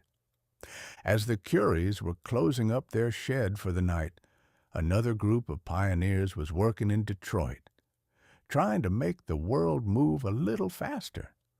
They weren't interested in the decay of the atom. They were interested in the assembly of the axle. Shall we move on to Chapter 9, where we meet the first Cadillac and find out why precision engineering was considered a personal insult to every blacksmith in America? Chapter 9, The First Cadillac, or the end of the bespoke bolt and the death of the artistic blacksmith. By late 1902, the American public was beginning to suspect that the automobile was not, in fact, a passing fad, like the hula hoop or the Spanish-American War. It was becoming clear that the horse, an animal that required constant fueling, possessed a mind of its own and produced a byproduct that made walking across a city street a high-stakes game of hopscotch, was about to be evicted from the transport business. But the early automobile was a terrifying contraption. In 1901, if you bought a car, you weren't buying a vehicle. You were buying a hobby that required a Ph.D. in mechanical engineering and the patience of a Tibetan monk. Every car was a unique piece of art, which is a polite way of saying that no two bolts were the same size, and if a gear stripped, you had to hire a blacksmith to hand forge a replacement while you sat in a ditch and questioned your life choices. Then came Henry Leland, a man who looked like a stern Old Testament prophet and possessed a religious devotion to the thousandth of an inch. In 1902, he birthed the Cadillac, and in doing so, he committed a personal insult against every blacksmith in the Northern Hemisphere. The ghost of Henry Ford. The story of the Cadillac is a delicious irony, for it was born from the failure of a man whose name would later become synonymous with the car, Henry Ford. In early 1902, the Henry Ford Company was a mess. Ford, a man who wanted to build cars for the masses, spent most of his time tinkering with racing cars because he liked going fast and scaring the local livestock. His investors, led by a group of very grumpy Detroit businessmen, grew tired of his racing distractions and kicked him out. Ford left with his name and a few tools, presumably to go build a different empire out of spite. The investors called in Henry Leland to appraise the factory's machinery so they could sell it all off, pay their debts, and go back to investing in something sensible, like lumber or mustache wax. Leland looked at the factory, looked at the engine Ford had left behind, and essentially said, "Don't sell the furniture. I have a better engine, and if you let me build it, we'll make a car that actually works more than 3 days a week." He named the new company Cadillac, after Antoine de la Mothe Cadillac, the French explorer who founded Detroit. It was a classy name for a car that was about to be built with the cold, unfeeling precision of a Swiss watch.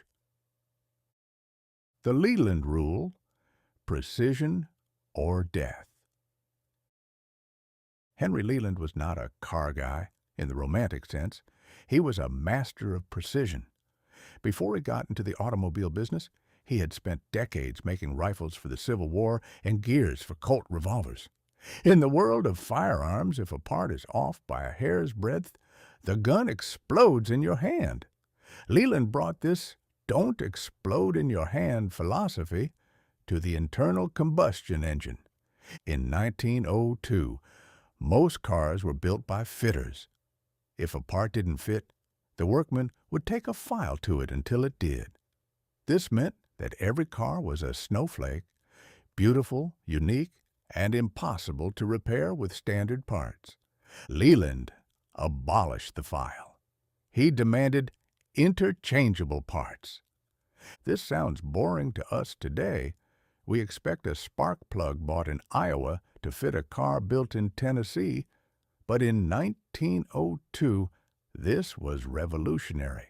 It was a direct attack on the artisan mechanic.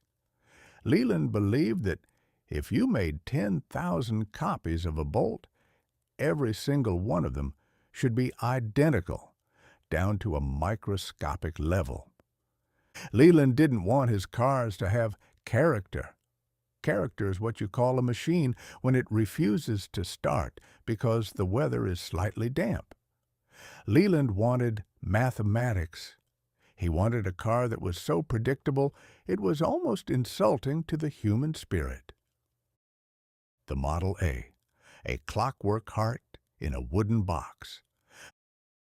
The first Cadillac, the 1902 Model A, technically appearing in late 1902 for the 1903 market, was a runabout.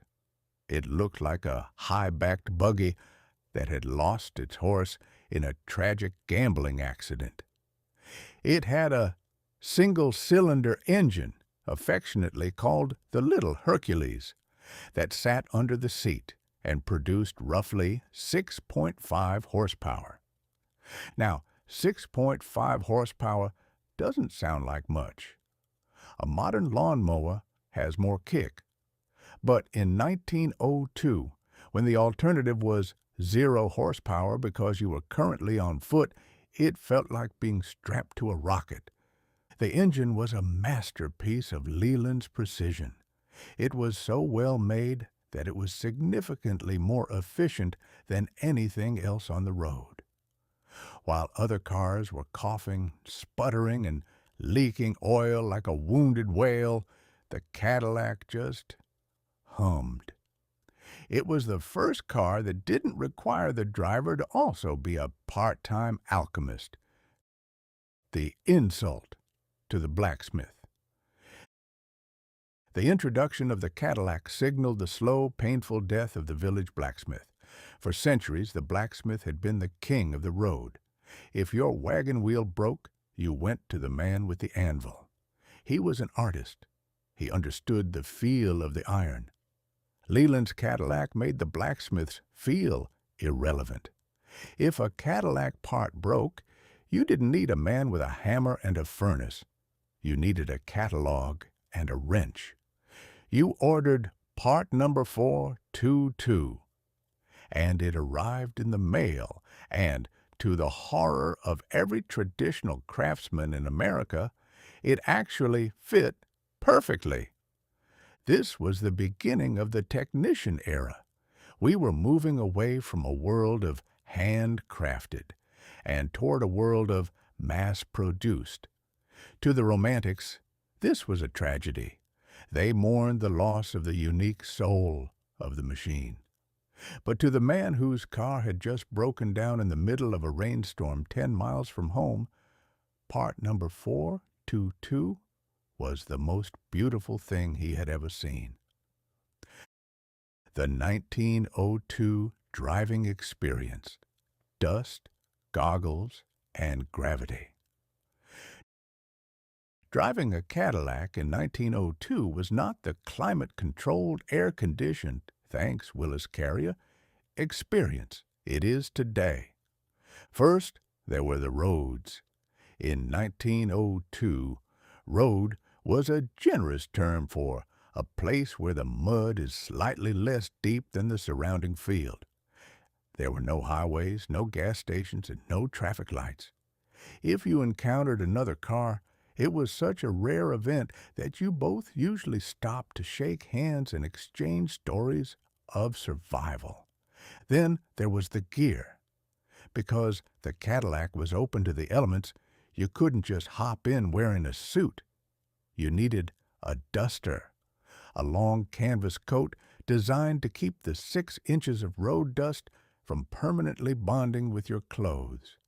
You needed goggles to keep the gravel out of your eyes, and you needed a scowling face to intimidate the horses, who viewed the Cadillac as a noisy, stinking demon that had come to steal their jobs, which, to be fair, it had. The Cadillac was also surprisingly good at climbing hills. In 1902, a test drive usually involved seeing if the car could make it up a 10% grade without the engine falling out or the passengers having to get out and push. The Cadillac passed with flying colors. It was reliable. It was sturdy. It was the standard of the world. A slogan Leland would eventually adopt because he wasn't exactly known for his humility. The impact: the car is a tool, not a toy. Before 1902, cars were toys for the ultra-wealthy, men with names like Vanderbilt who had nothing better to do than spend $5,000 on a machine that might or might not get them to the end of the driveway. The Cadillac changed the math. It cost around $750. That wasn't cheap. A skilled laborer might make $500 a year, but it was within reach of the upper middle class. It was the first car that suggested that a doctor, a lawyer, or a successful farmer could use an automobile as a practical tool for their business. Leland's obsession with precision meant that the Cadillac didn't just sell cars. It sold trust. He proved that an American company could produce engineering that rivaled the best from Europe. He proved that made in Detroit meant something more than just made by a guy who used to build wagons. The final verdict on the 1902 Cadillac. By the end of the year, the Cadillac was a runaway success. They had received thousands of orders at the New York Auto Show, more than they could possibly build. The little Hercules engine was chugging away, and the world was getting a little bit louder and a lot more standardized. 1902 taught us that the future belonged to the engineer, not the artisan. We were entering an era where things worked because they were measured, not because they were loved. It was cold, it was clinical, and it was absolutely magnificent. As the first Cadillacs were rolling out of the factory and scaring the pigeons of Detroit, the literary world was preparing for its own standardized return. A detective who had been interchangeably dead for years was about to prove that you can't keep a good franchise down, especially when the fans are screaming. Shall we move on to Chapter 10, where Sherlock Holmes returns from the dead in The Hound of the Baskervilles, and we find out why Arthur Conan Doyle was the first victim of a fandom that refused to take no for an answer? Chapter 10. Sherlock Holmes Returns from the Dead, or How to Find Out Your Meal Ticket has a better resurrection clause than you do. In the year of our Lord 1902, the most famous man in the British Empire was a tall, skeletal gentleman with a penchant for indoor chemistry, questionable recreational substances, and telling people exactly where they had been for lunch based on the specific shade of mud on their left trouser cuff. There was only one problem. According to his creator, the man was dead. He had been dead for 9 years, resting at the bottom of the Reichenbach Falls in Switzerland, having been shoved there by a man who was theoretically his father, but acted more like a frustrated parole officer. But in 1902, Arthur Conan Doyle, a man of immense physical stature and a surprising belief in woodland fairies, learned a lesson that every modern screenwriter now knows by heart. You do not kill the franchise. If the public wants a man in a deerstalker hat to solve a mystery involving a glowing dog, you give them the man. You give them the hat, and you pray the dog doesn't bite you on the way to the bank. The murder of a gold mine. To understand the literary landscape of 1902, one must first revisit the crime of 1893. Arthur Conan Doyle was a man who wanted to be remembered for his serious work. He wrote sprawling historical novels about the Middle Ages and the Napoleonic Wars, books that were very thick, very educational, and roughly as exciting as watching a glacier decide which direction to move. Meanwhile, his detective, Sherlock Holmes, had become a global phenomenon. People didn't want history. They wanted the consulting detective. They wanted to know why the speckled band was whistling and why the giant rat of Sumatra was a story for which the world was not yet prepared. Doyle grew to hate Holmes. He felt the detective's cold, mechanical logic was suffocating his more artistic ambitions. In a fit of literary homicide, he wrote The Final Problem, where he had Holmes and his arch-nemesis, Professor Moriarty, wrestle each other off a cliff. "I have had such an overdose of him," Doyle wrote to his mother, "that I feel towards him as I do toward pâté de foie gras, of which I once ate too much, so that the name of it gives me a feeling of sickness to this day." He thought he was free. He was wrong. He had underestimated the power of the Victorian stand. The Great Victorian Tantrum. When the news of Holmes's death broke in 1893, London went into actual, literal mourning. 20,000 people canceled their subscriptions to the Strand magazine. Young clerks wore black armbands to work. Legend has it that Doyle was even accosted in the street by a woman who beat him with her umbrella because she couldn't handle a world without the Baker Street sleuth. For nearly a decade, Doyle held out. He wrote his histories. He went to the Boer War, as we discussed in Chapter 1. He did everything he could to be Arthur Conan Doyle, respected man of letters. But by 1901, the financial reality of the 20th century began to set in. History might be noble, but Sherlock Holmes was cash. The publishers were dangling amounts of money that would have made J.P. Morgan pause for a moment of reflection. So Doyle blinked. He didn't quite bring Holmes back to life yet. He wasn't ready to explain how a man survives a 1,000-foot drop into a watery abyss.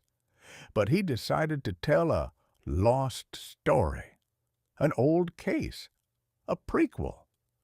The result was The Hound of the Baskervilles, and its publication in book form in 1902 was the equivalent of a modern-day blockbuster movie premiere, a royal wedding, and a lottery win all rolled into one. The Ghost of Dartmoor. The premise of The Hound of the Baskervilles is a master class in Gothic atmosphere. We have an ancient curse, a desolate moor, a family with a habit of dying prematurely, and a hellhound that supposedly tears out the throats of the Baskerville heirs. Doyle had visited Dartmoor in 1901 and was mesmerized by the great, grim, and lonely landscape. It was a place of bogs that could swallow a horse whole and mists that made the solid world feel like a dream. It was the perfect playground for Holmes's logic to clash with the supernatural. The plot, for those who haven't spent their lives in a library, involves Sir Henry Baskerville inheriting a fortune and a very dangerous piece of real estate. Holmes stays in London, or so he says, while Dr. Watson goes to the moor to protect Sir Henry and act as the reader's proxy for being very brave but fundamentally confused. What makes the 1902 publication so significant isn't just the mystery, it's the pacing. Doyle had spent his years away from Holmes learning how to build tension. The Hound isn't just a dog, it's a psychological pressure cooker. By the time Holmes finally emerges from the shadows of a Neolithic hut on the moor, the reader is so relieved that they would probably forgive him for anything. including the fact that he's been lying to Watson for 3 weeks and eating nothing but cold tin tongue. The logic of the luminous dog. In 1902, the world was obsessed with scientific progress. See, the Curies and Willis Carrier. The Hound of the Baskervilles reflects this perfectly. The supernatural hound turns out to be a very large, very hungry dog that has been painted with phosphorus to make it glow in the dark. This was the ultimate Holmesian payoff. Every ghost has a chemical formula, and every curse is just a criminal with a good imagination and a bucket of paint. It was the perfect metaphor for the 20th century. We were moving out of the shadows of superstition and into the bright, clinical light of the laboratory. Holmes was the man with the flashlight, showing us that the monster under the bed is just a pile of laundry. Or, in this case, a spaniel mastiff cross with a glow-in-the-dark face. The book was an absolute sensation. It proved that the public didn't just like Sherlock Holmes, they needed him. They lived in a world that was becoming increasingly complex, industrial, and impersonal. They needed a man who could look at a confusing jumble of facts and find the one true thread.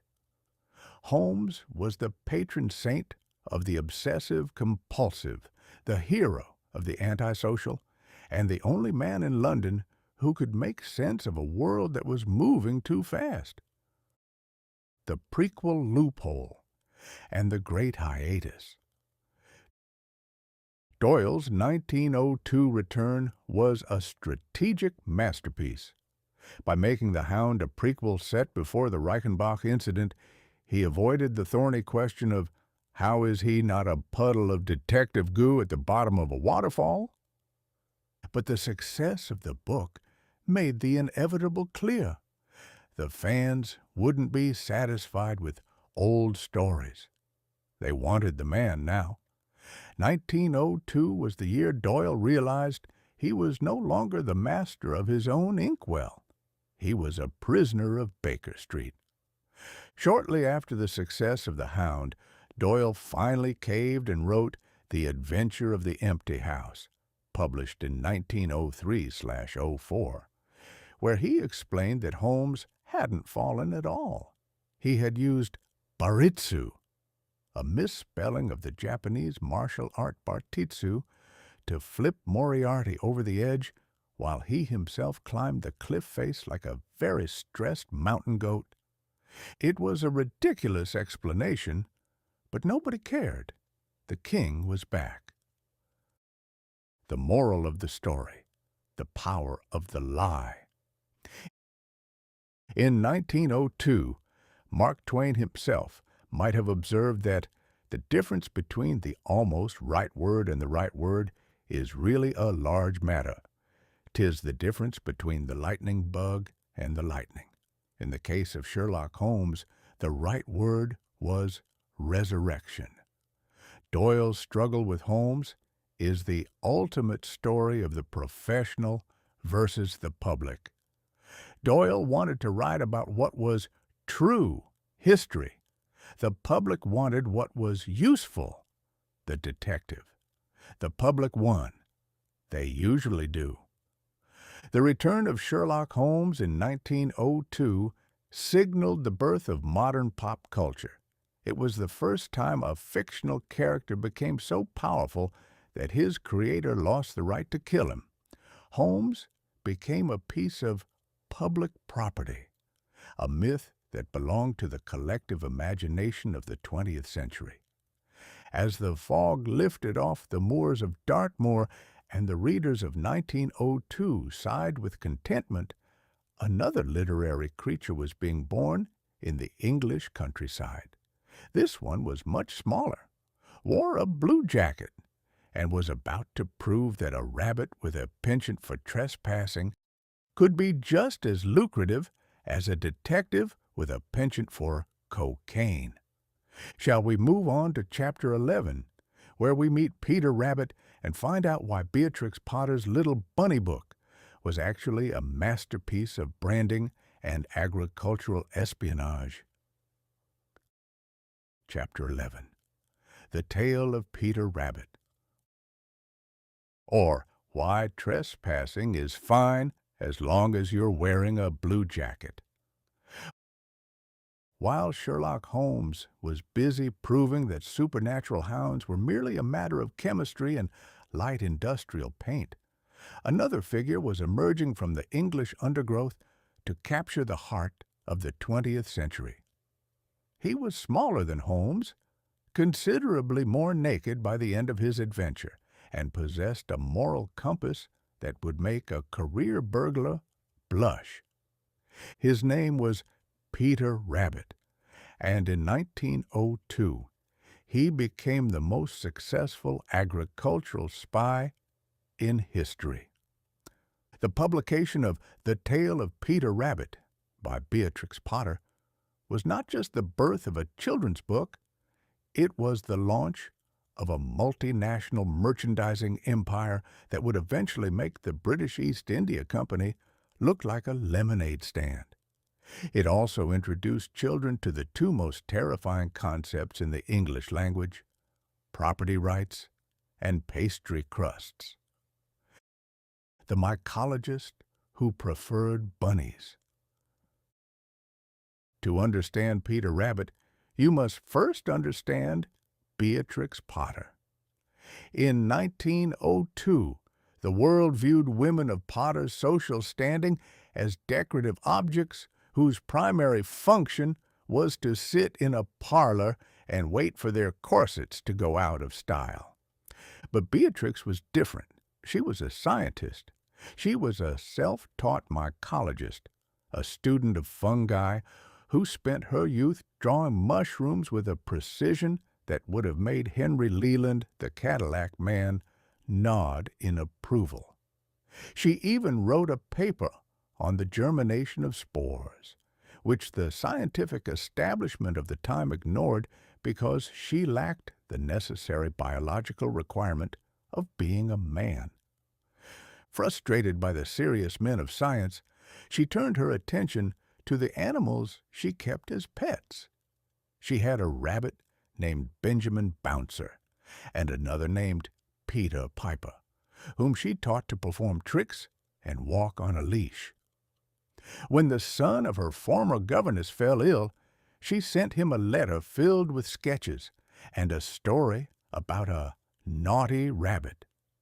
That letter became the blueprint for 1902's biggest bestseller after being rejected by 6 publishers who apparently didn't think there was a market for stories about disobedient rodents. Potter took her savings and self-published 250 copies. They sold out faster than an alibi at a murder trial. Eventually, the publisher Frederick Warne and Company realized they had made a colossal mistake and agreed to publish it, provided she did the illustrations in color. The most brutal opening in literature. Most people remember Peter Rabbit as a charming story about a bunny in a blue jacket. They forget that the book begins with a moment of trauma so profound it would give a modern child psychologist a nervous breakdown. Peter's mother, a widow, a fact whose cause is quickly explained, gives her children a warning before they go out to play. "Now, my dears, you may go into the fields or down the lane, but don't go into Mr. McGregor's garden. Your father had an accident there. He was put in a pie by Mrs. McGregor." Let that sink in. This isn't a fairy tale about a dragon. This is a story about a neighbor who literally ate your dad. In 1902, children were expected to be tough. They didn't get trigger warnings. They got culinary warnings. The message was clear. The world is a beautiful place, but if you step on the wrong person's lawn, you will be served with a side of gravy and a nice puff pastry. The Blue Jacket, a master class in branding. Peter, of course, ignores his mother. He is a rebel. He is the James Dean of the Warren.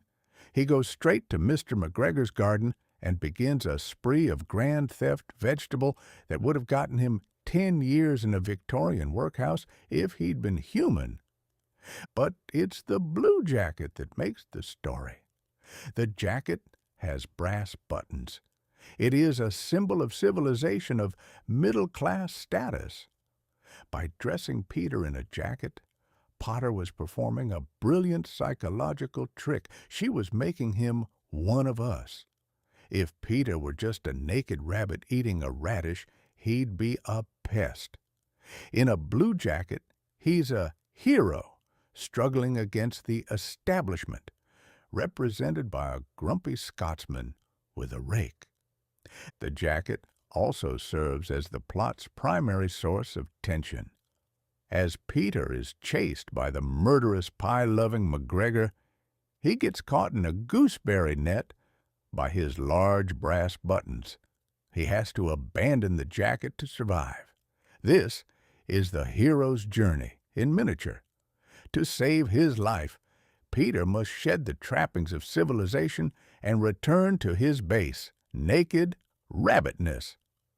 He returns home shivering and sick, having lost his clothes and his dignity, while his sisters, the good bunnies, get to eat bread and milk and blackberries.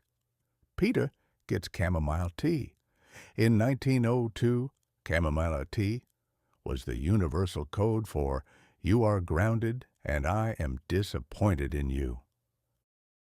The first action figure. Beatrix Potter was not just a great storyteller. She was the godmother of merchandising. She realized long before Walt Disney was even a glimmer in an animator's eye that the book was just the beginning. In 1903, shortly after the book's massive success in 1902, she designed and patented a Peter Rabbit doll. She didn't wait for a toy company to come to her. She made the prototype herself. She followed this with Peter Rabbit wallpaper, Peter Rabbit board games, Peter Rabbit painting books, Peter Rabbit slippers. By 1902, the brand was born. She understood that a child who loves a story wants to own a piece of that story. She was a pioneer of the total intellectual property model. She used the profits from her bunny books to buy up thousands of acres of farmland in the Lake District, becoming one of the largest landowners in England and a fierce advocate for conservation. She essentially used a fictional rabbit to save the real rabbit's habitat. It was a beautiful cycle. The rabbit stole from the farmer, the author sold the rabbit to the public, and then the author used the money to buy the farm so no one could ever plant radishes there again. Peter Rabbit versus the Industrial Revolution. In 1902, the world was becoming increasingly standardized and urbanized. See, the Cadillac and Willis Carrier. People were moving into cities and away from the land. The tale of Peter Rabbit arrived at the perfect moment of nostalgia. It offered a glimpse of a rural England that was rapidly disappearing. It was a world of stone walls, potting sheds, and tiny creatures with very large problems. For a city dweller in London or New York, Peter Rabbit was a connection to a simpler, greener past, even if that past involved the constant threat of being baked into a savory tart. But Potter's nature wasn't the sentimental nature of other Victorian writers. Her animals were unsentimental. They were predators and prey. They were dirty, they were scared, and they were often quite rude to one another. This was realism for the nursery. She didn't sugarcoat the fact that Mr. McGregor wanted Peter dead. She knew that children could handle the truth, provided the truth was illustrated in beautiful, soft watercolors. the moral complexity of the radish. Finally, we must address the moral of the story. Unlike most Victorian books, Peter Rabbit doesn't have a clear good versus evil message.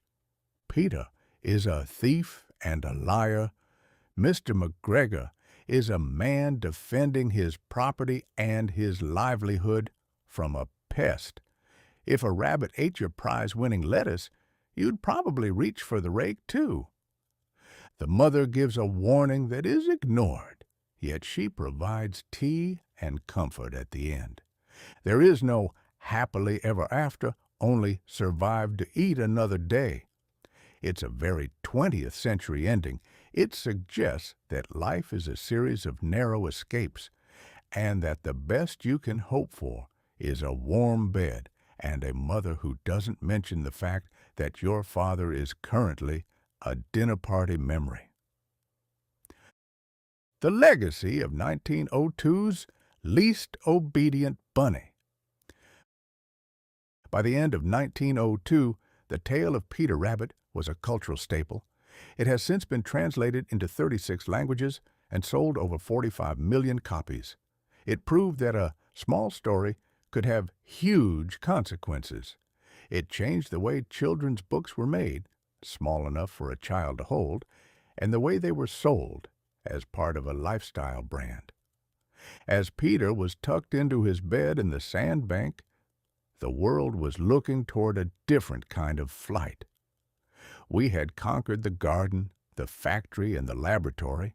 Now we were looking at the moon, not as a symbol of mystery, but as a target for a rocket ship. Shall we move on to Chapter 12, where we witness Georges Méliès shooting a rocket into the eye of the man in the moon and find out why the cinema was the most successful lie ever told to the human race. Chapter 12, A Trip to the Moon on Film,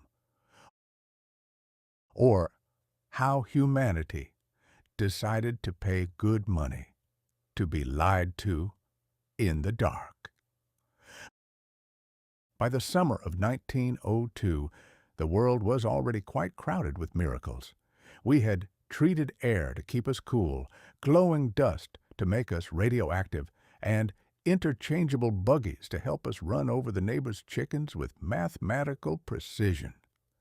But all these inventions shared a common flaw.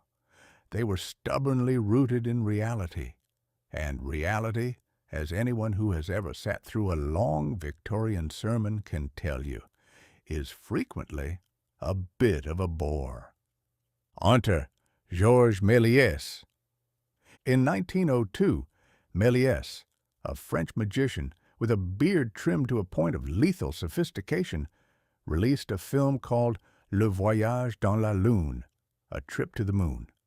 It lasted 14 minutes, which in 1902 was considered an epic of such staggering length that people likely packed a lunch and updated their wills before the second reel. It was the moment the 20th century realized that while the camera could capture the truth, it was much more profitable to use it to tell magnificent, flickering lies. The magician who found a better hat. Before he was a filmmaker, a word that didn't really exist in the way we use it today, Méliès was a stage magician who ran the Théâtre Robert Houdin in Paris. He was a man who spent his evenings making women float, decapitating himself for applause, and hiding rabbits in places where rabbits generally don't care to be. When he first saw the cinématographe, the invention of the Lumière brothers, he didn't see a device for recording history. The Lumière brothers thought film was a scientific tool. They filmed trains arriving at stations, workers leaving factories, and babies eating breakfast. They famously said, "Cinema is an invention without a future." They believed people would eventually tire of watching things they could see for free by simply standing on a street corner. Méliès, however, had the soul of a charlatan and the eye of a poet. He realized that if you stopped the camera, moved a chair, and started it again, you didn't have a record of a chair. You had a miracle. You had a chair that had teleported. He realized that the camera was the ultimate hidden compartment. The production: cardboard, canvas, and corsets. A Trip to the Moon was filmed in Méliès's own backyard in Montreuil, in a studio made entirely of glass, to let in the sun, which was the only lighting rig available that didn't involve an open flame and a high probability of insurance claims. The special effects were a triumph of DIY ingenuity. The rocket ship was a giant cardboard tube. The stars were girls from the Théâtre du Châtelet hanging from wires and looking vaguely embarrassed. The background was hand-painted canvas that Méliès painted himself, likely while smoking a cigar and cursing the French weather. The most iconic image of the film, and perhaps of the entire century, is the man in the moon taking a rocket ship directly in the eye. It is a moment of pure surrealist comedy.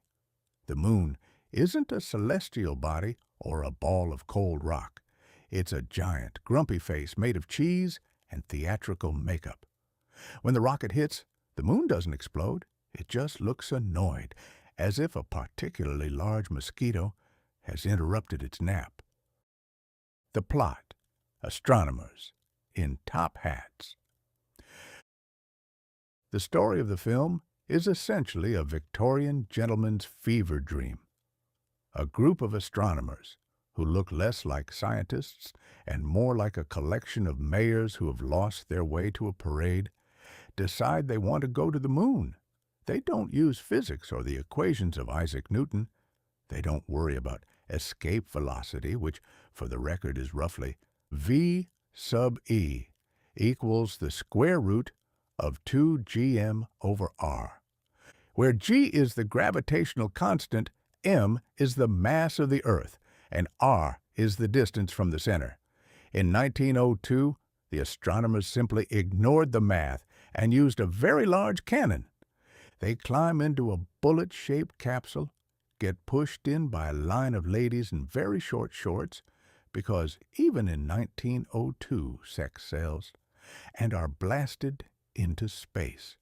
They land, they take a nap in the snow, and then they are attacked by Selenites. The Selenites were played by acrobats from the Folies Bergère. They wore costumes that made them look like a cross between a lobster and a nightmare.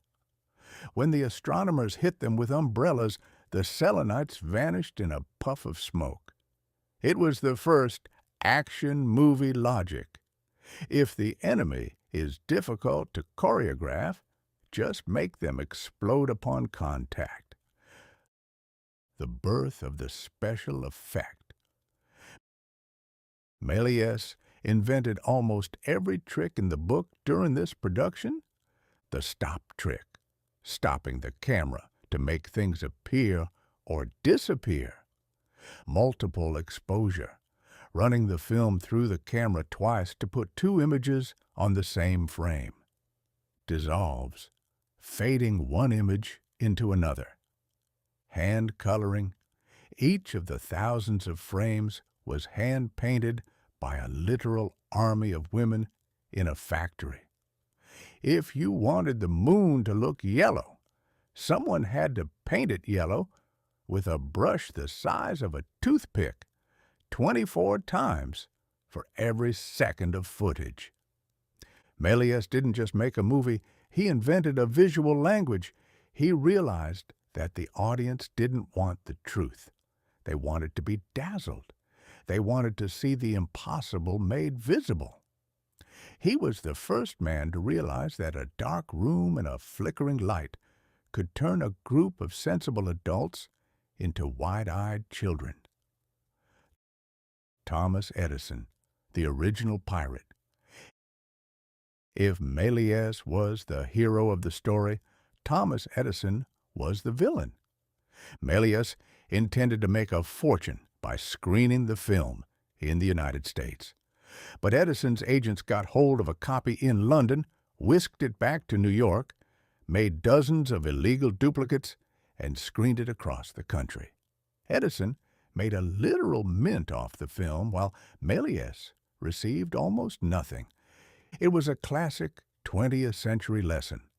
The man who invents the dream is rarely the man who collects the ticket money. Edison justified it with a kind of corporate logic that would eventually lead to the invention of terms and conditions that nobody reads. He essentially claimed that since he had invented the process of film, anything captured on it belonged to him by right of proximity. The legacy of the flickering lie. By the end of 1902, A Trip to the Moon was the most famous movie on the planet. It proved that cinema wasn't just a gimmick for carnivals. It was storytelling. It was a way to travel to the moon without ever leaving the comfort of a chair, which, as we know from Willis Carrier's air conditioning, was becoming the preferred human state. Méliès eventually fell on hard times. As film became more industrial and realistic, his hand-painted fantasies began to look dated. He ended his life selling toys and candy in a Paris train station, his thousands of films mostly lost or melted down to make boot heels during World War I. He was a man who had built the moon out of cardboard, only to be crushed by the reality of the 20th century. But in 1902, he was the king of magic. He had shown us that the camera was a wand, not a mirror. He taught us that we could go anywhere, to the bottom of the sea, to the rings of Saturn, or into the eye of the moon, as long as we were willing to sit in the dark and let someone lie to us for 14 minutes. The final verdict on 1902's moon landing.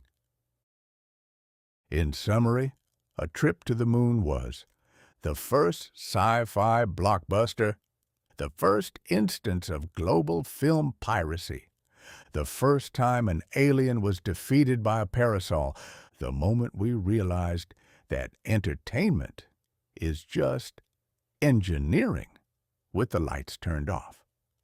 As the audiences in Paris and New York emerged from the theaters, blinking in the sunlight and wondering if there really were exploding lobsters on the moon, the British were busy with a different kind of engineering. They were looking at the Nile River and deciding that it needed a faucet. Shall we move on to Chapter 13, where we see the Aswan Low Dam and find out why the British thought they could tell a 6,000-year-old river exactly when it was allowed to go to work. Chapter 13, the Aswan Low Dam. Or, Giving the Nile a Faucet and a Curfew. For roughly 6,000 years, the Nile River had a very simple, albeit somewhat dramatic, business model. Every summer, it would swell up like a bruised ego, burst its banks, and dump a thick, chocolatey layer of silt all over Egypt. This was the inundation. To the ancient pharaohs, it was a miracle from the gods. To the local farmers, it was a messy but necessary annual delivery of free fertilizer. To the British Empire, in 1902, however, it was an unregulated liquid asset that desperately needed a manager. The British, you see, were the world's foremost practitioners of imperial interior design. When they moved into a country, they didn't just want the keys and the tax revenue. They wanted to rearrange the furniture, fix the plumbing, and make sure the natural resources arrived in a tidy, predictable fashion. In December 1902, they officially completed the Aswan Low Dam. It was the largest masonry dam in the world, a colossal wall of granite designed to tell the longest river on Earth exactly when it was allowed to go to work and how much water it was allowed to bring to the office. The imperial obsession with the polite river. By 1902, Egypt was a veiled protectorate of Britain, which is a polite diplomatic way of saying the British were running the place while the Khedive sat in the corner and tried to look busy. The British were obsessed with cotton. The textile mills of Lancashire had a voracious appetite for the stuff, and Egypt had the perfect soil for it. The problem was that the Nile was a terrible employee. Some years it provided a high Nile, which washed away entire villages and turned the valley into a lake. Other years it provided a low Nile, which led to drought, famine, and a general lack of enthusiasm among the tax-paying peasantry. The British decided that what the Nile lacked was British discipline. They wanted perennial irrigation. They wanted the water to stay in the pipes until they were ready for it. They wanted to turn the Nile from a temperamental deity into a very long, very reliable bathroom faucet. Sir William Wilcox and the Big Granite Wall. The man tasked with this geological shushing was Sir William Wilcox, an engineer who viewed a free-flowing river with the same suspicion a librarian views a toddler with a juice box. Wilcox realized that if you built a massive enough wall at the first cataract of the Nile near Aswan, you could trap the floodwaters and release them slowly throughout the year. The construction was a gargantuan undertaking. They used 1 million tons of granite, mostly quarried from the same spots where the pharaohs had sourced the stone for their obelisks. It was a poetic touch, using the bones of the old kingdom to build the plumbing of the new empire. The dam was 1.2 miles long and roughly 100 feet high. When the gates were closed, it created a reservoir that held back billions of gallons of water.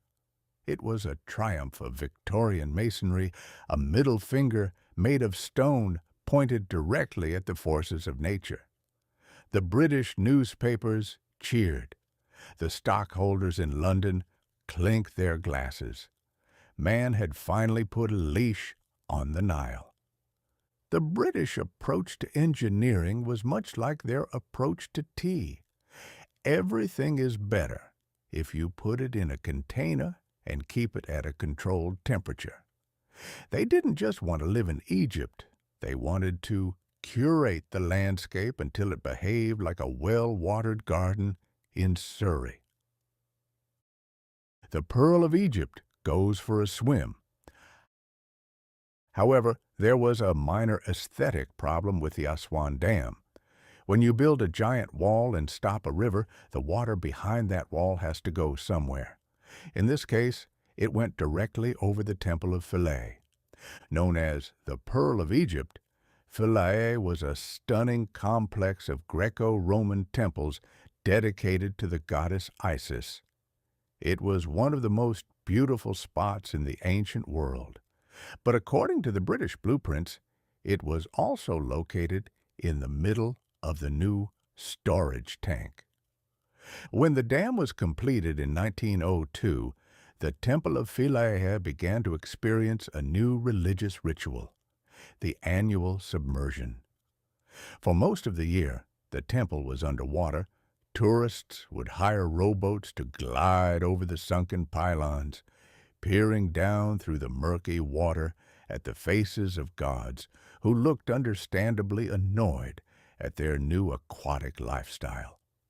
The archaeologists of 1902 screamed in protest. They argued that the water would dissolve the ancient carvings and weaken the foundations. The British government's response was a masterpiece of cold industrial pragmatism. One can't eat history, but one can certainly sell cotton.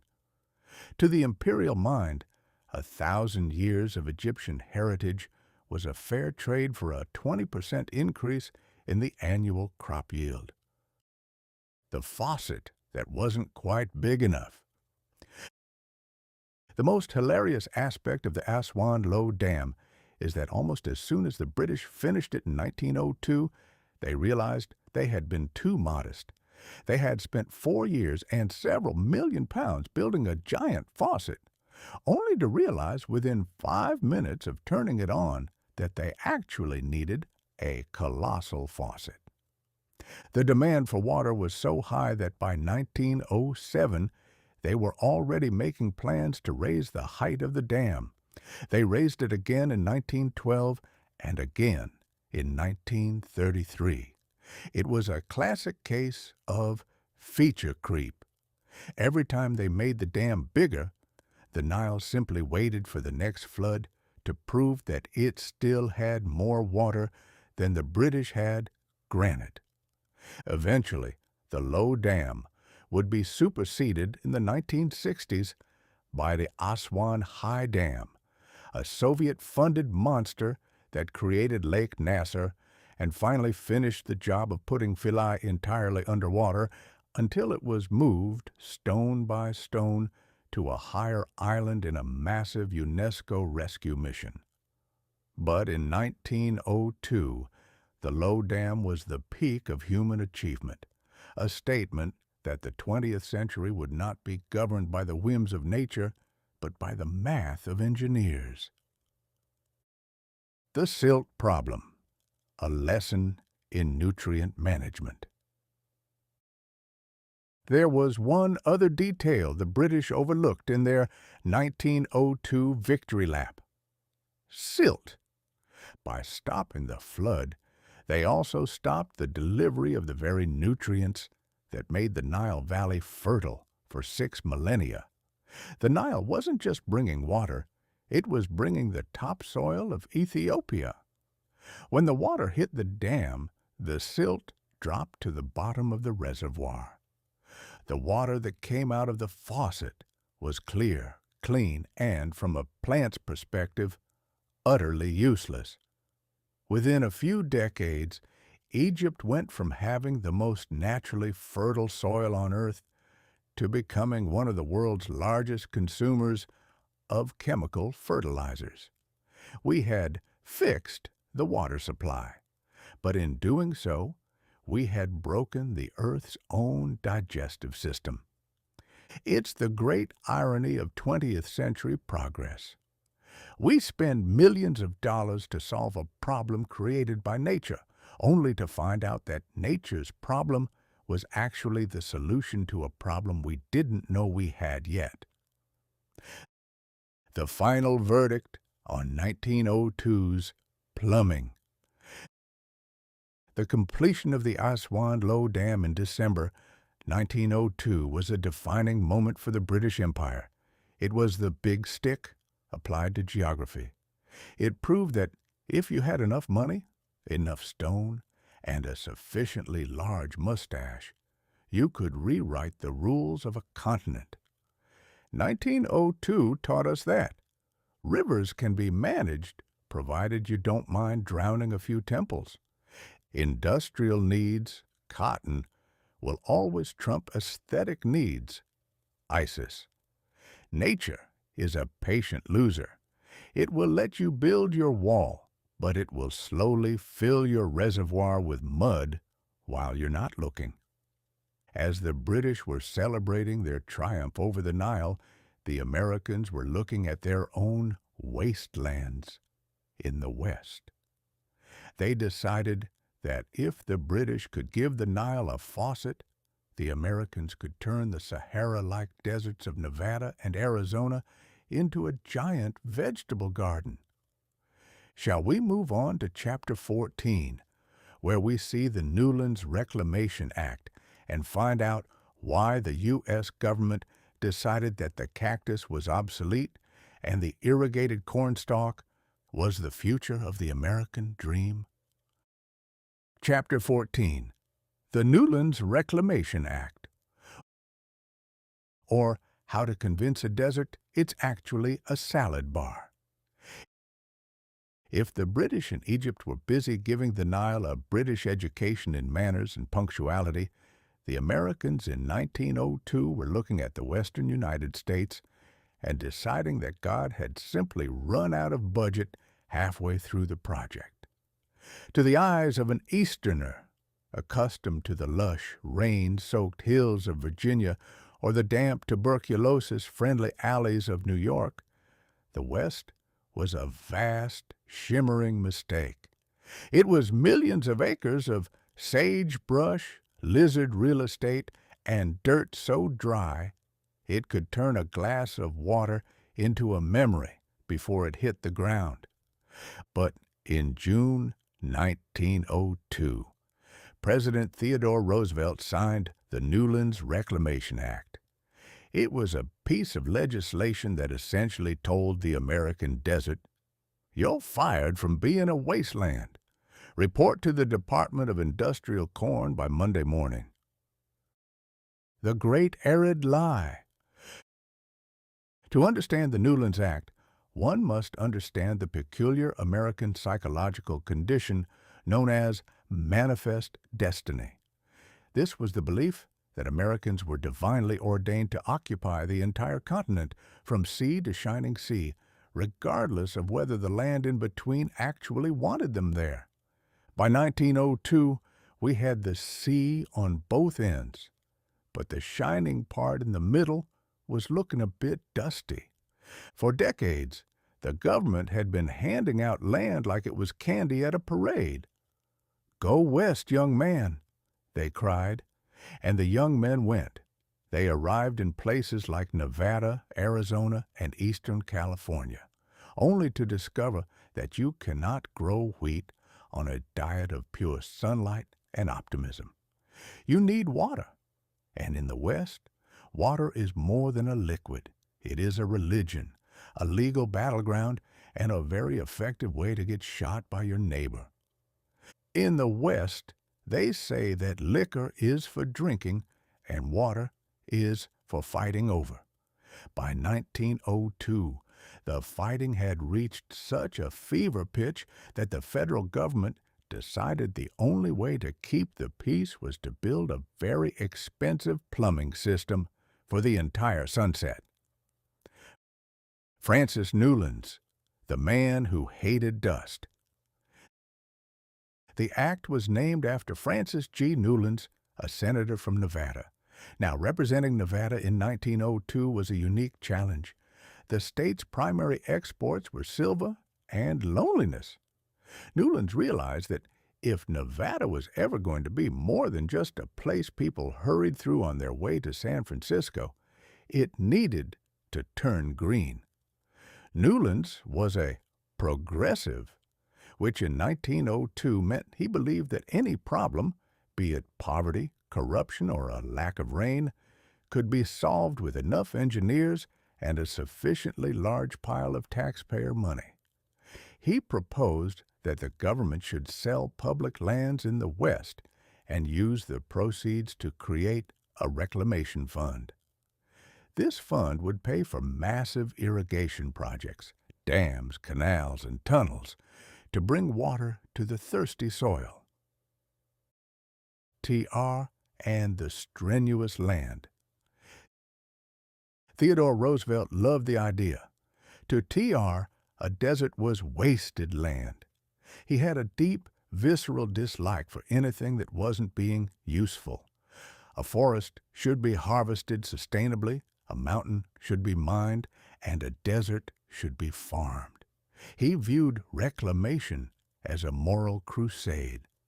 By redeeming the land, we were redeeming ourselves. He also loved the idea of the yeoman farmer. This was the Jeffersonian ideal of the small, independent landowner who worked his own soil and voted with a clear conscience. Roosevelt believed that by bringing water to the West, he could create a new generation of rugged, outdoorsy Americans who would serve as a bulwark against the softness of the city. Comparison of land usage, 1900 versus 1920, projected. Region, 1900 status. Post-reclamation goal. Nevada. Scorpions and silver, sugar beets and respectability. Arizona, cacti and heat stroke, lettuce and lawns. Idaho, volcanic rock. Potatoes, lots of them. The engineering hubris. Water flows toward money. The New Lands Act created what would eventually become the Bureau of Reclamation. This was an army of men with slide rules and transit levels who looked at the geography of the American West and decided it was merely a rough draft. They didn't just want to move water, they wanted to reverse the work of the Pleistocene epoch. They looked at rivers like the Truckee and the Carson and decided they were flowing in the wrong direction or at the wrong speed. They began building the Truckee-Carson Project, now known as the New Lands Project, the first of many miracles. The engineers of 1902 were confident they could win that game. They built canals that stretched for miles across burning sand. They lined them with concrete, sometimes, and hope, mostly. They promised the settlers that the desert would blossom like a rose. The fine print, the 160-acre trap. To ensure that the robber barons didn't just buy up all the newly watered land, the act included a 160-acre limit. No single landowner could receive federal water for more than 160 acres. It was a lovely democratic sentiment designed to protect the little guy. In reality, it was a bit like telling a man he can have a boat, but only if he promises to only use it in a bathtub. In the arid West, 160 acres is often not enough to support a family, especially when you consider the cost of the water fees the government charged to pay back the reclamation fund. The result was a century of creative bookkeeping. Farmers sold land to their wives, their cousins, and their dogs to keep the water flowing to their massive holdings. The yeoman farmer ended up looking remarkably like a corporate agriculturalist with a very good lawyer. The environmental bill, nature always batting last. In 1902, the word ecology was something people associated with the study of moss in a damp basement. No one stopped to ask what would happen to the Pyramid Lake in Nevada when they diverted the Truckee River to grow alfalfa. The answer, as it turned out, was that the lake started to disappear. The fish, specifically the Lahontan cutthroat trout, began to die. The indigenous Paiute people, who had lived off the river for millennia, found themselves in a legal battle that would last for the next 100 years. We also didn't account for salinity. When you pour massive amounts of water onto desert soil that has been dry for 10,000 years, the water dissolves the ancient salts buried in the earth. When the water evaporates, it leaves that salt on the surface. Within a few decades, some of the reclaimed paradises were starting to look like the surface of the moon, white, salty, and incapable of growing a weed, let alone a sugar beet. We treated the West like a blank check, forgetting that nature is a bank that eventually charges a very high interest rate for overdrawing the river. The legacy of the 1902 garden. By the end of 1902, the surveyors were out in force.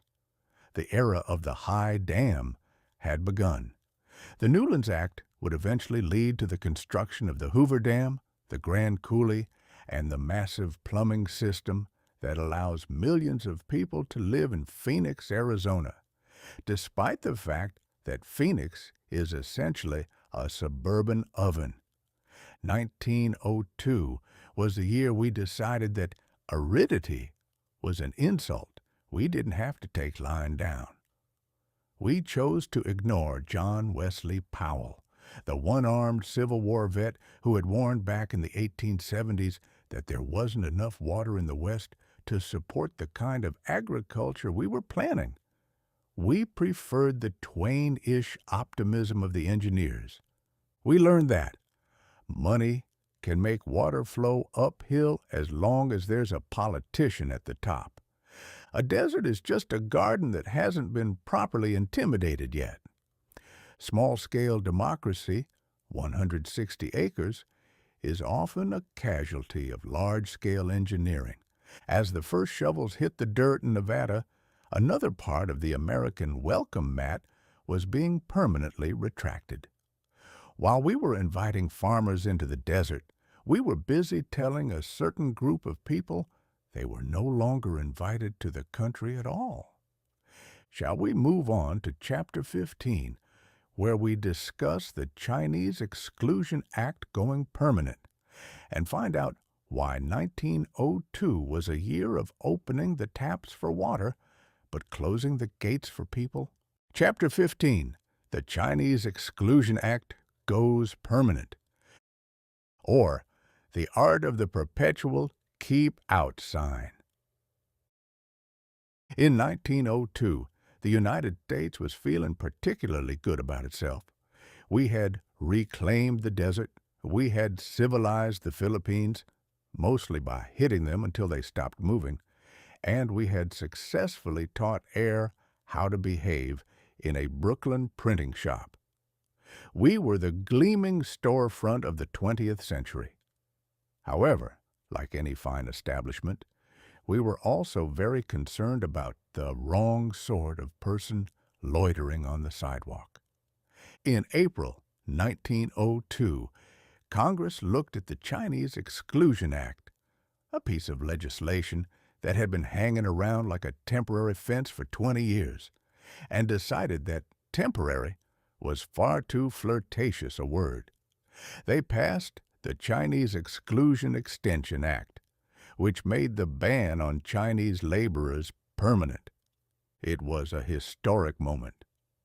For the first time in our history, the land of the free decided that the Emma Lazarus poem on the Statue of Liberty was more of a suggested guideline than a strict policy, particularly if your huddled masses happened to be exceptionally good at laundry and railroad engineering.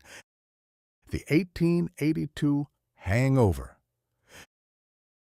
To understand the 1902 permanent ban, we have to look back at the original sin of 1882. The Chinese had been invited to America in the 1860s because we needed someone to do the un-American work of blowing up mountains and laying tracks for the transcontinental railroad. They were the ultimate workforce. They didn't drink, they didn't strike at first, and they were remarkably resistant to the idea of complaining about the fact that they were being paid half as much as the Irish. But once the last spike was driven in and the railroad was finished, the white labor force looked around and realized that the Chinese were still there. Worse, they were efficient. In the eyes of the California labor unions, the Chinese weren't just different. They were unfairly competent. They could live on less, work longer, and manage to stay clean in a mining camp. This led to a wave of xenophobia that would make a modern internet comment section look like a polite tea party. Prejudice is a strange thing. It can turn a man's virtues into vices in the blink of an eye. If a Chinese man is industrious, he is stealing a job. If he is frugal, he is depressing the economy. If he keeps to himself, he is unsociable. It is the only sport where the target loses, no matter how well he plays the game. The Geary Act and the internal passport. By 1892, the 10-year ban was up, so Congress passed the Geary Act. This didn't just extend the ban, it added a delightful new feature, the Certificate of Residence. Every Chinese person in America was required to carry a piece of paper, a sort of internal passport, that proved they were here legally. If you were caught without it, you were sentenced to hard labor and then deported. It was the first time the United States used a photo ID system, and we only used it for one specific race. In 1902, the Geary Act was set to expire again. The country faced a choice. We could embrace the new century's ideals of global trade and diplomacy, or we could double down on the Great Wall of California. The 1902 debate, logic versus lung power. The debate in Congress in April 1902 was a masterpiece of Victorian melodrama. On one side, you had the business interests, who realized that offending the most populous nation on earth might be bad for selling them Singer sewing machines. On the other side, you had the labor unions, led by Samuel Gompers and the American Federation of Labor, AFL. Gompers, a man who believed that the American worker was a sacred vessel that should only be filled with high wages and English-speaking beer, published a pamphlet titled Meat versus Rice, American Manhood Against Asiatic Coolieism. Which shall survive? The logic was simple if you were a bit of a dim bulb. If a man eats rice, he is weak and un-American. If he eats meat, he is strong and deserves a vote. Therefore, to protect the manhood of the American worker, we had to keep out anyone who preferred bok choy to brisket. The politicians, always keen to follow the loudest noise, fell in line. They didn't just want to ban Chinese laborers.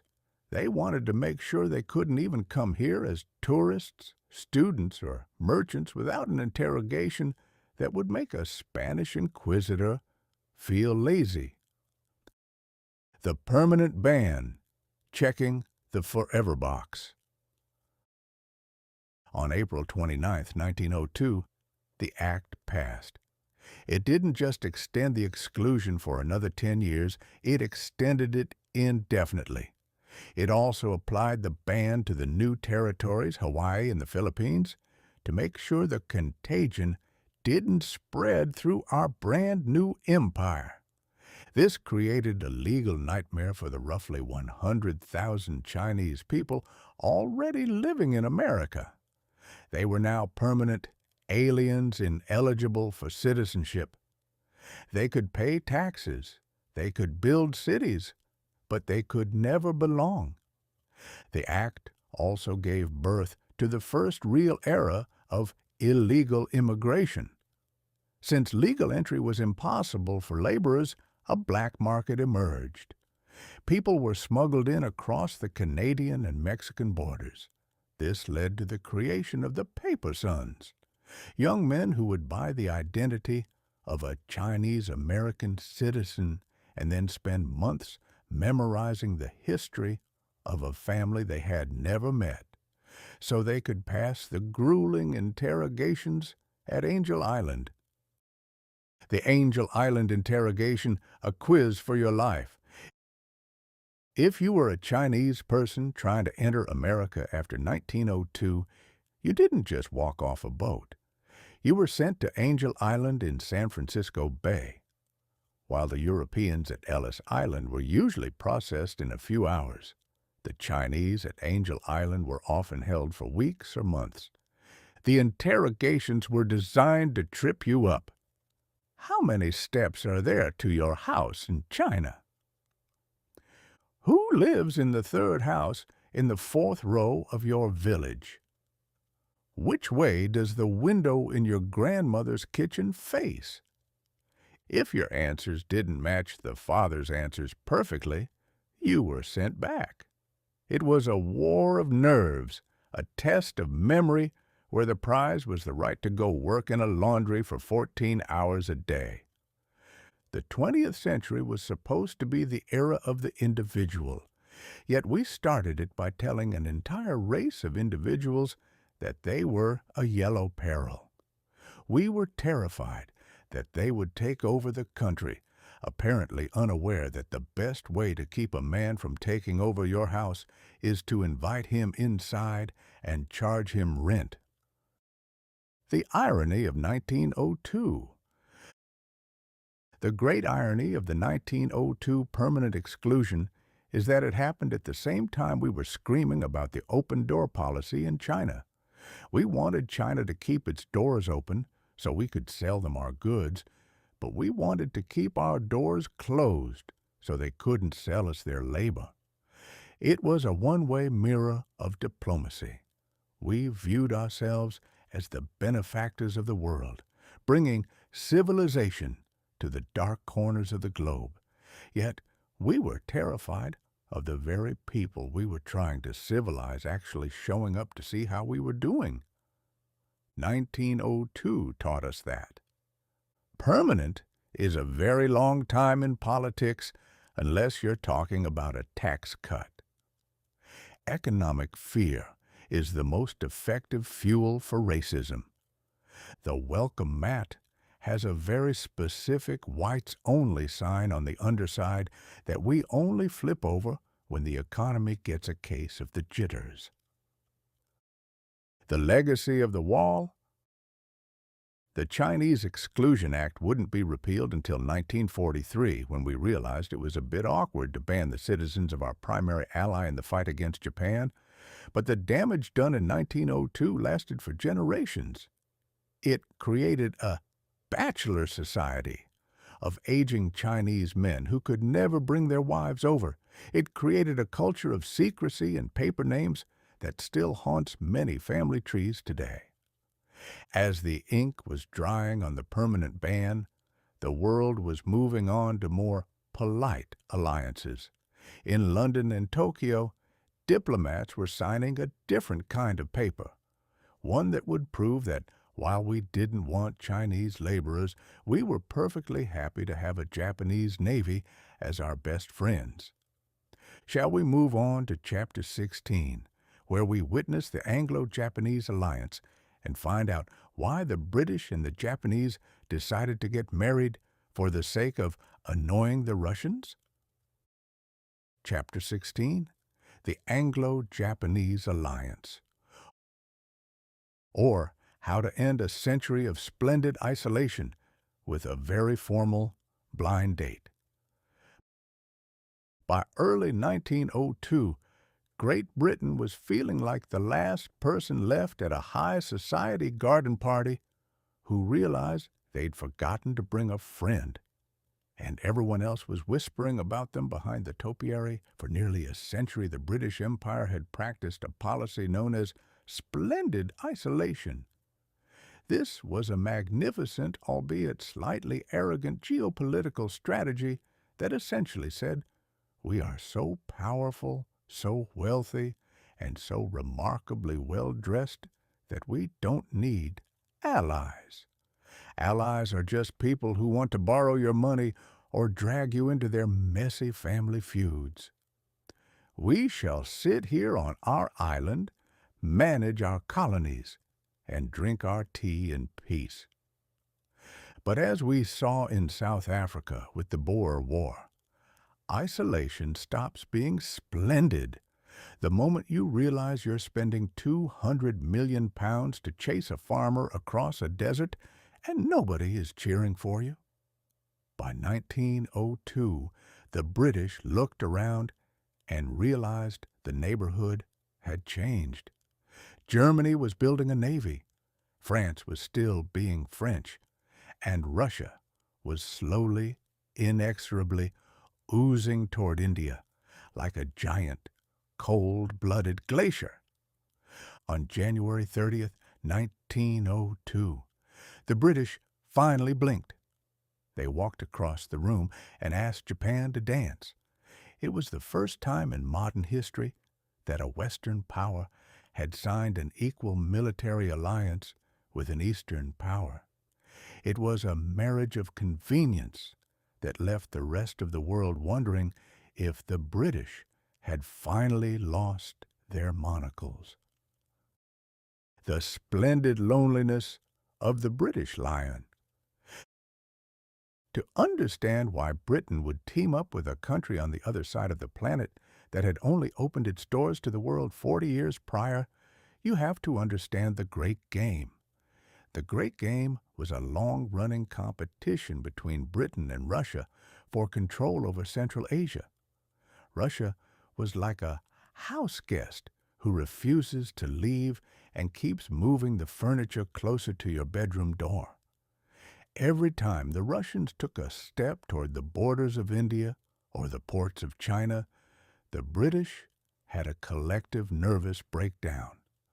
By 1902, the Russians were getting very comfortable in Manchuria. They were building railroads, stationing troops, and eyeing Korea like it was a particularly tasty appetizer. The British wanted to stop them, but they didn't want to do it alone. They were tired. Their boots were full of South African sand.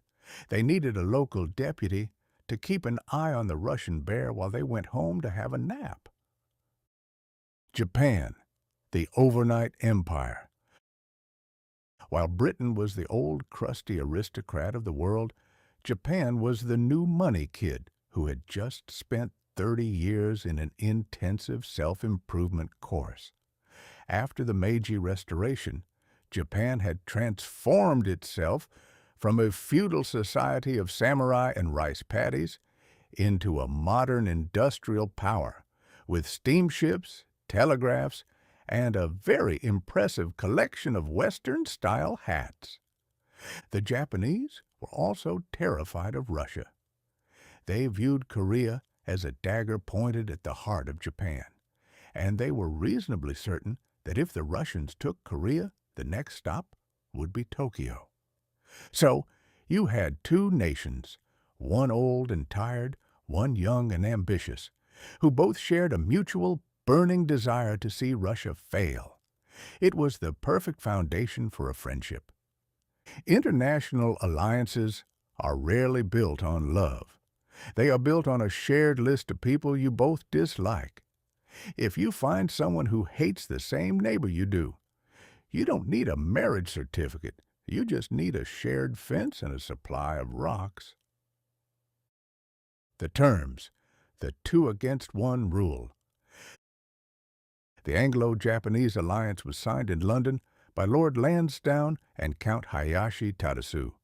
It was a fascinating document because it contained a very specific, almost playground-like set of rules. If one of us gets into a war with one country, the other stays neutral and tries to keep everyone else out of it. For example, if you fight Russia, I'll hold your coat.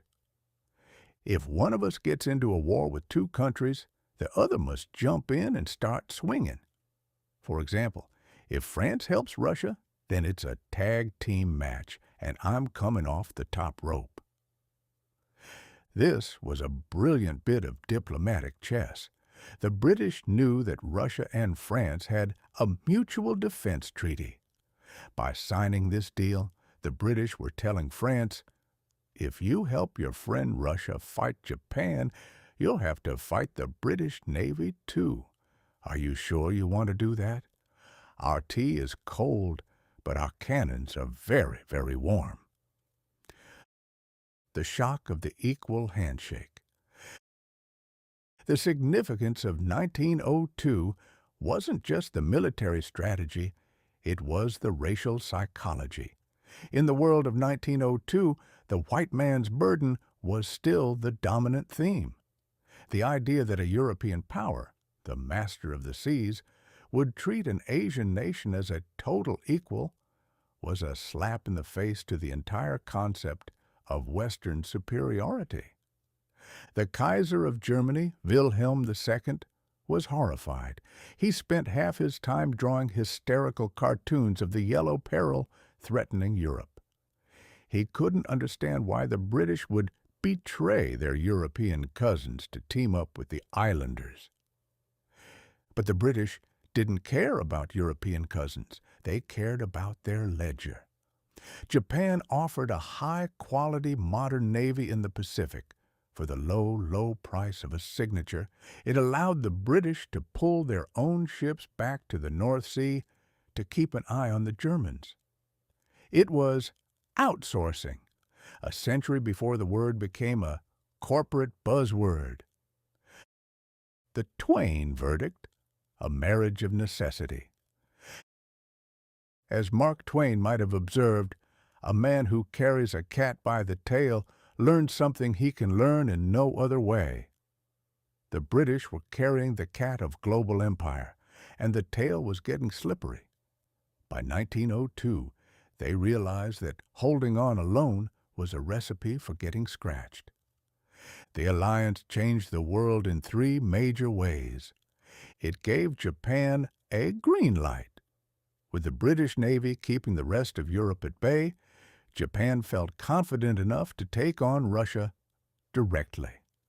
This led to the Russo-Japanese War in 1904, where Japan shocked the world by sinking the Russian fleet and proving that a Western power could actually lose to an Eastern one. It ended splendid isolation. Once the British started making friends, they couldn't stop. Within 2 years, they would sign the Entente Cordiale with France, their bitterest rival, for 1,000 years. It set the stage for World War I. The world was beginning to divide itself into teams. In 1902, the lines were drawn. If you weren't on a team, you were just a target. The final tally. In the end, the Anglo-Japanese alliance of 1902 was a masterpiece of industrial strength pragmatism.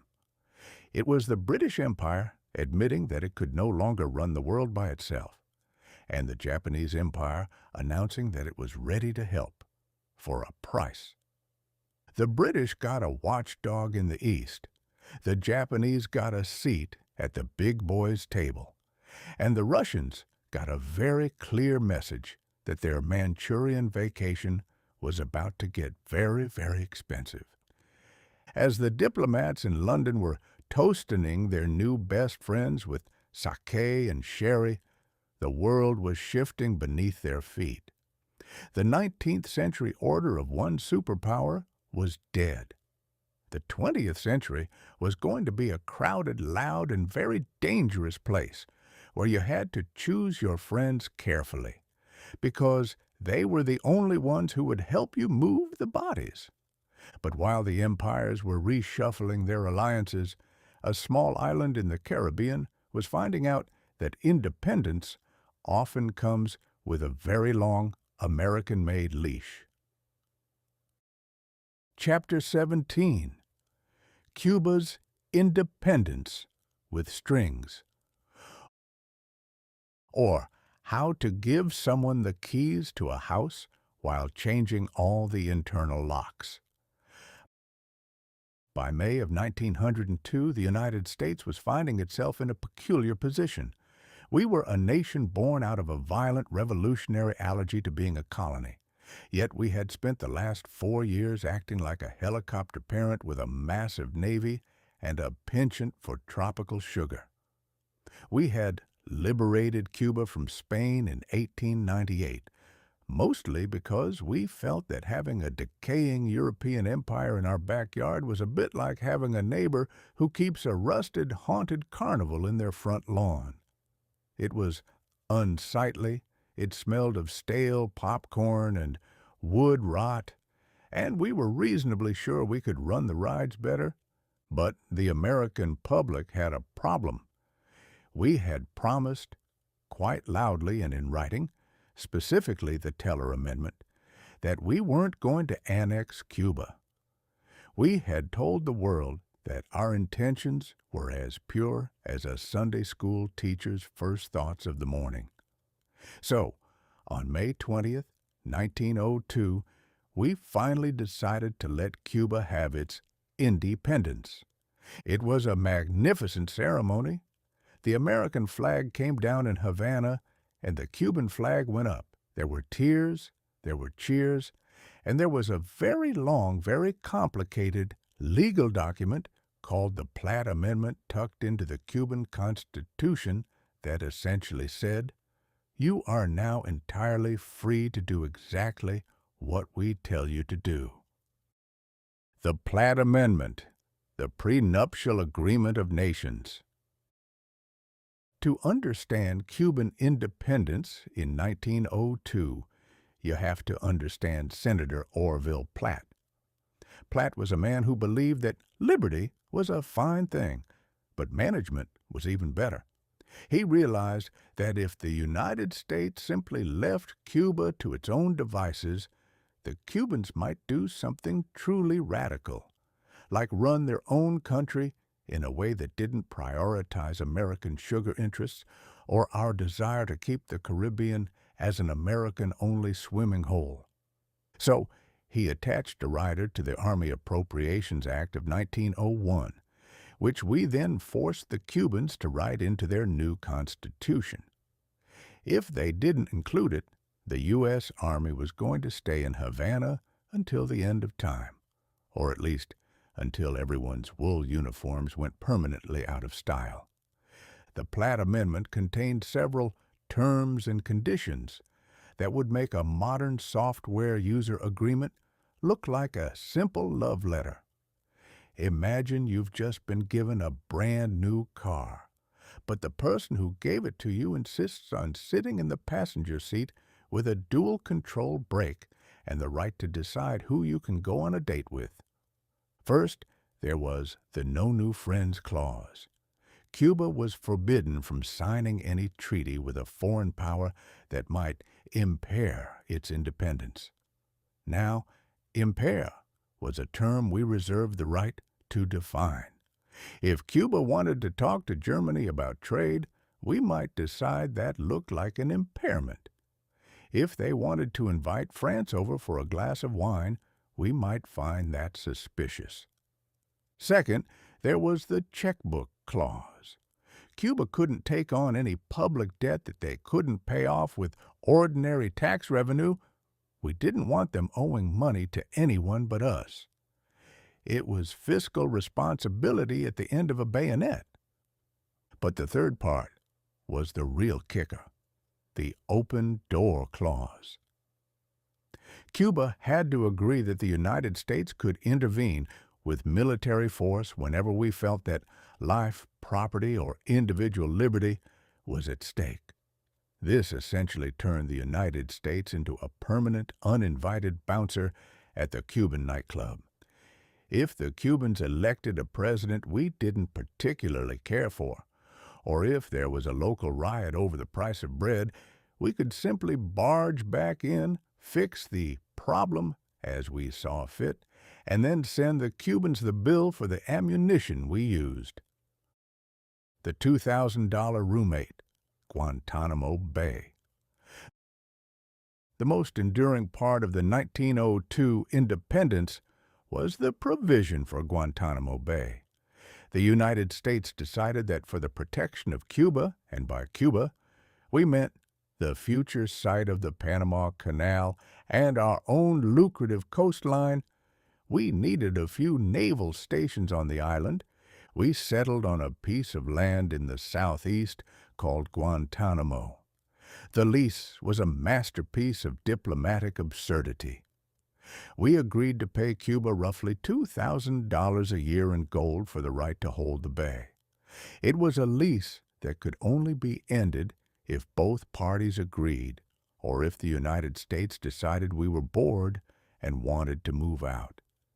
It is the only lease in history where the landlord isn't allowed to raise the rent. The tenant refuses to leave even when asked, and the neighbors are too terrified of the tenant to call the police.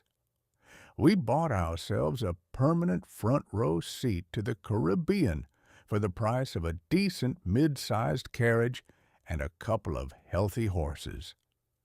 To this day, the United States still sends the checks for Guantanamo, and since the 1959 revolution, the Cuban government has famously refused to cash them, except for one legendary occasion where they supposedly cashed a check by mistake in the early days of the revolutionary confusion.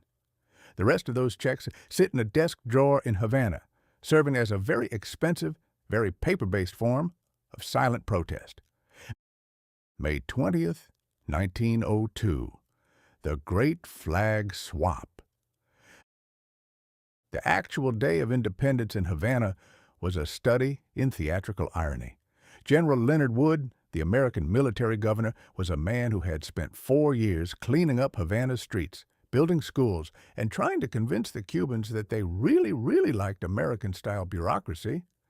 He was the kind of administrator who believed that if you gave a man a clean street and a school book, he wouldn't mind if you also took his sovereignty.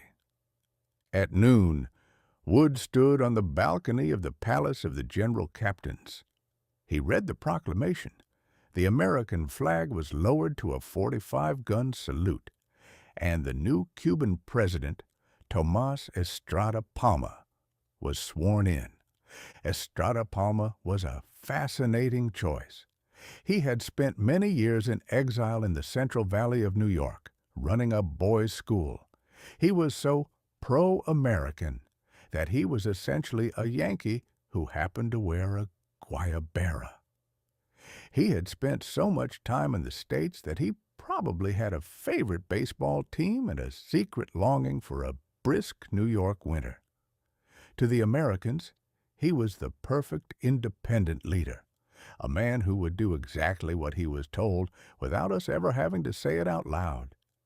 He was the human version of treated air, predictable, comfortable, and managed by engineers. As the American troops boarded their ships to leave, the Cubans celebrated in the streets. They had their own flag, their own anthem, and their own president. They just didn't realize yet that their independence was actually a sublease. Independence, the home version. The 1902 arrangement in Cuba created a brand new political model that would define the 20th century.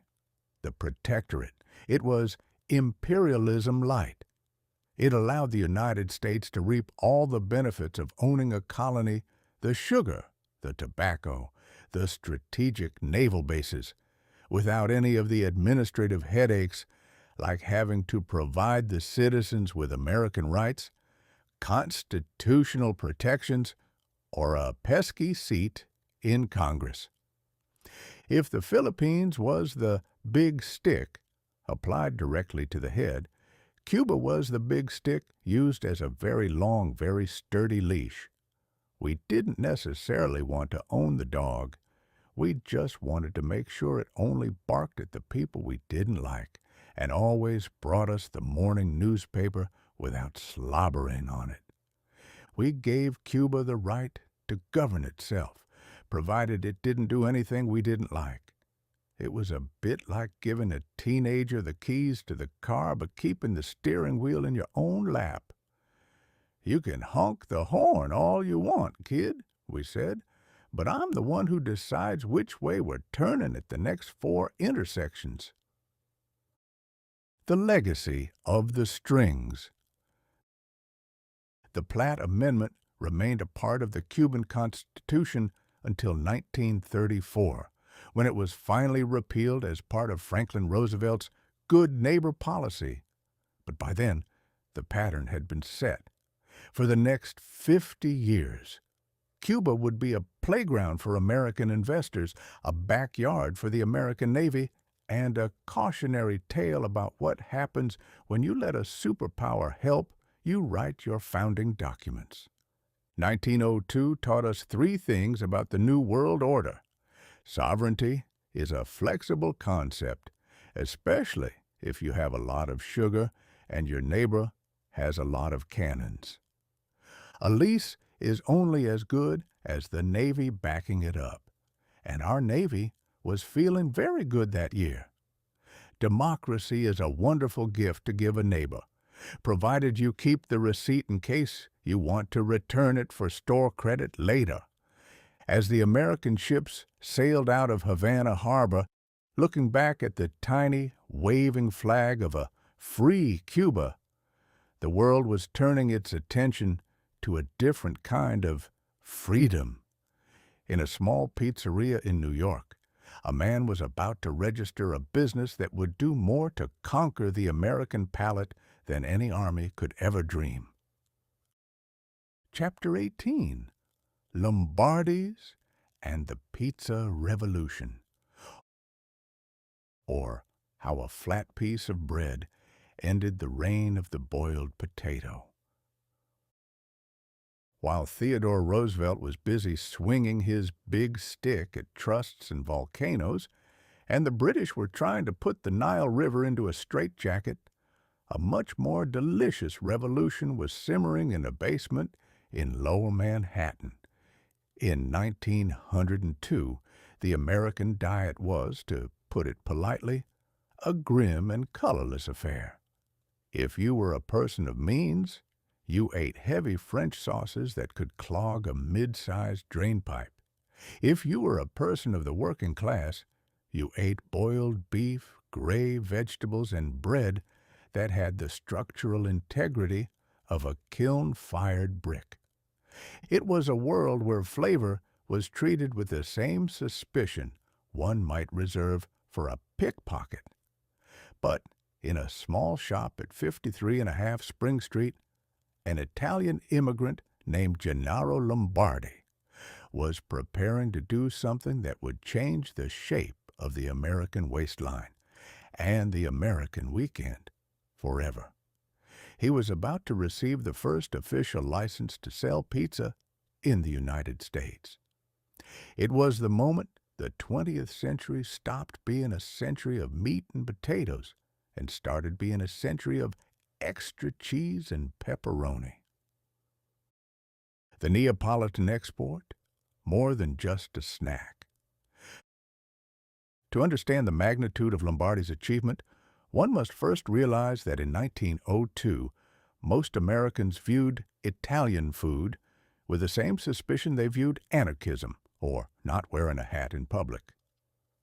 There was a prevailing theory among the Anglo-Saxon elite that eating spicy or flavorful food led to radical political thoughts and a lack of moral fiber.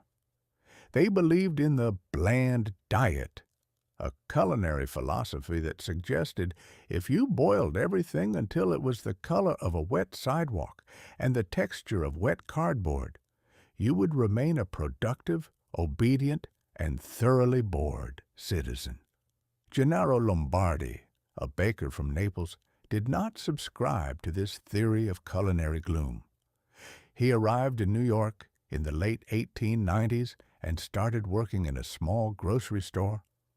He noticed that his fellow immigrants, men who were currently busy building the subways, bridges, and skyscrapers of the New World, needed a lunch that was portable, cheap, and tasted like something other than existential despair.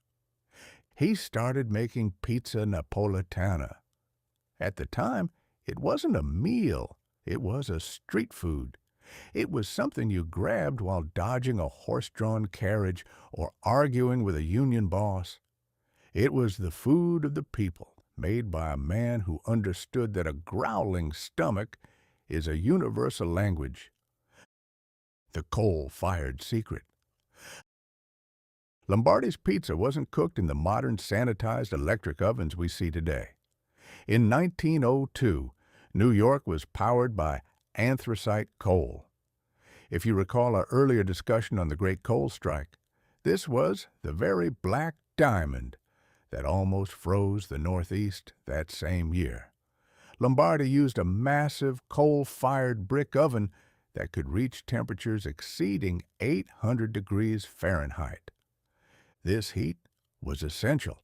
It didn't just cook the dough, it staged a high-speed assault on it. The intense, dry heat of the coal caused the moisture in the dough to expand instantly, creating those charred, blistered leopard spots on the crust that modern pizza aficionados treat like religious relics. The ingredients were masterpieces of industrial minimalism.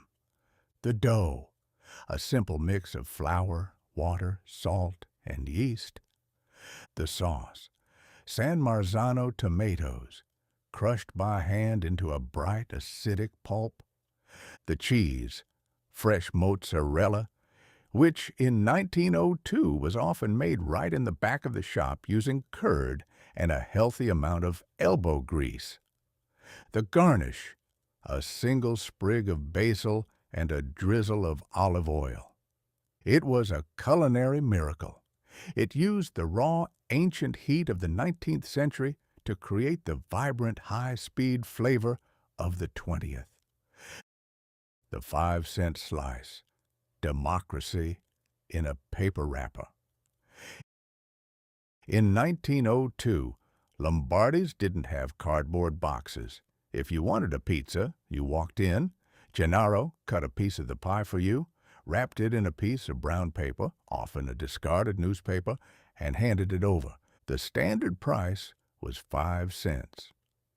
But here is where Lombardi showed his genius as a pioneer of the American dream. He realized that even 5 cents was a significant amount of money for a hungry laborer who might only be making $1 a day. So he offered proportional pricing. If a man arrived with only 2 cents in his pocket, Lombardi didn't turn him away. He simply took his knife and cut 2 cents worth of pizza. It was the most honest transaction in the history of capitalism. You didn't pay for the brand or the ambiance.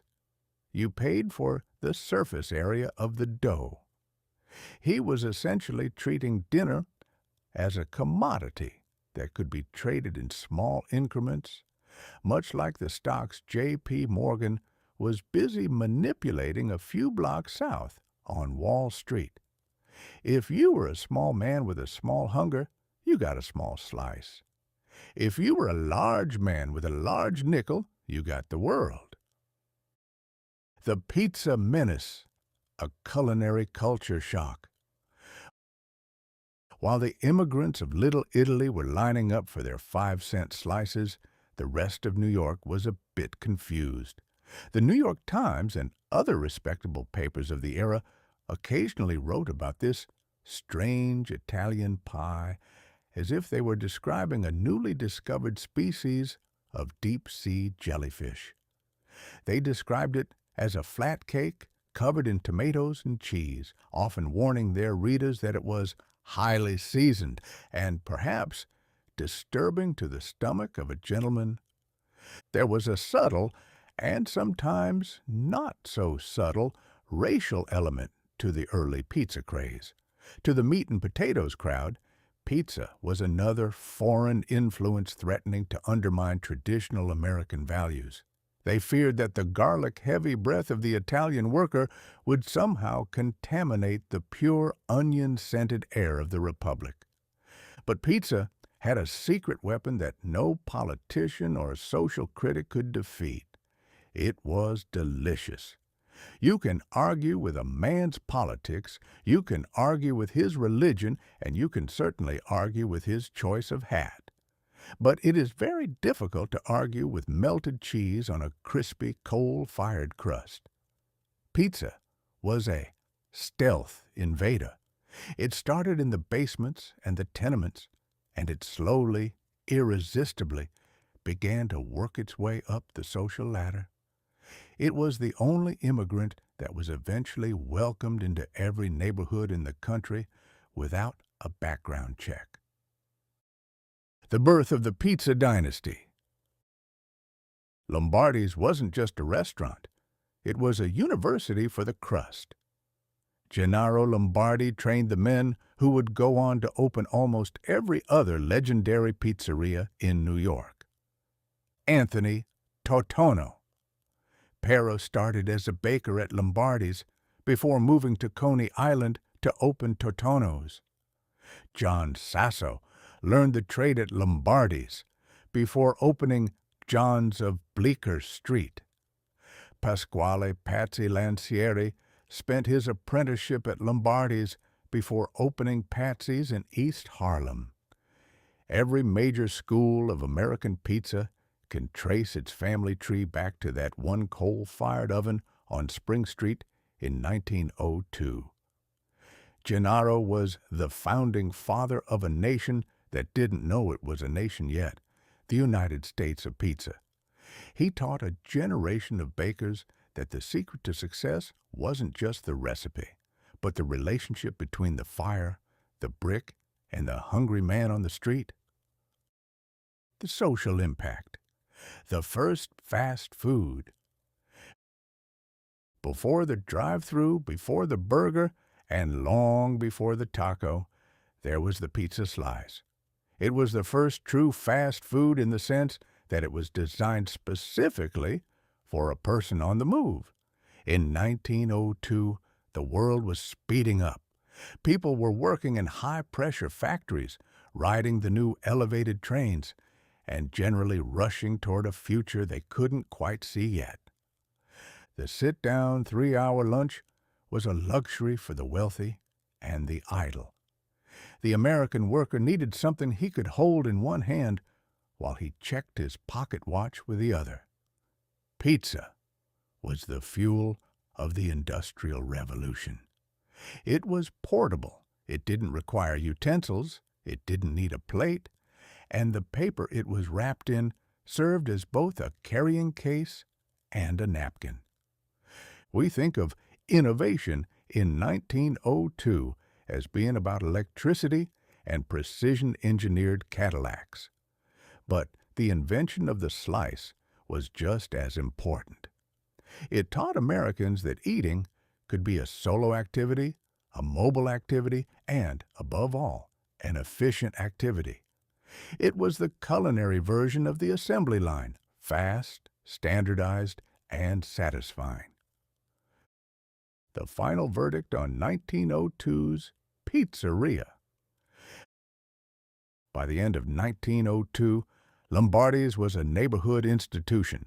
The official license was framed on the wall, the coal was burning hot, and the smell of toasted dough, melted mozzarella, and oregano was drifting through the streets of Little Italy, acting as a siren song for anyone who was tired of the boiled cabbage status quo. 1902 taught us 3 very important lessons. A license can turn a foreign curiosity into a legal American business. 5 cents can buy a man enough happiness and calories to last through a 10-hour shift on a skyscraper. The American dream is often topped with tomato sauce and fresh basil. As the residents of Spring Street were folding their slices and heading back to work, the world was preparing for one final monumental shift in the way humans interacted. We had figured out how to eat without a waiter, and now we were about to figure out how to eat without a kitchen at all. Chapter 19. The Automat. Dining by Wall.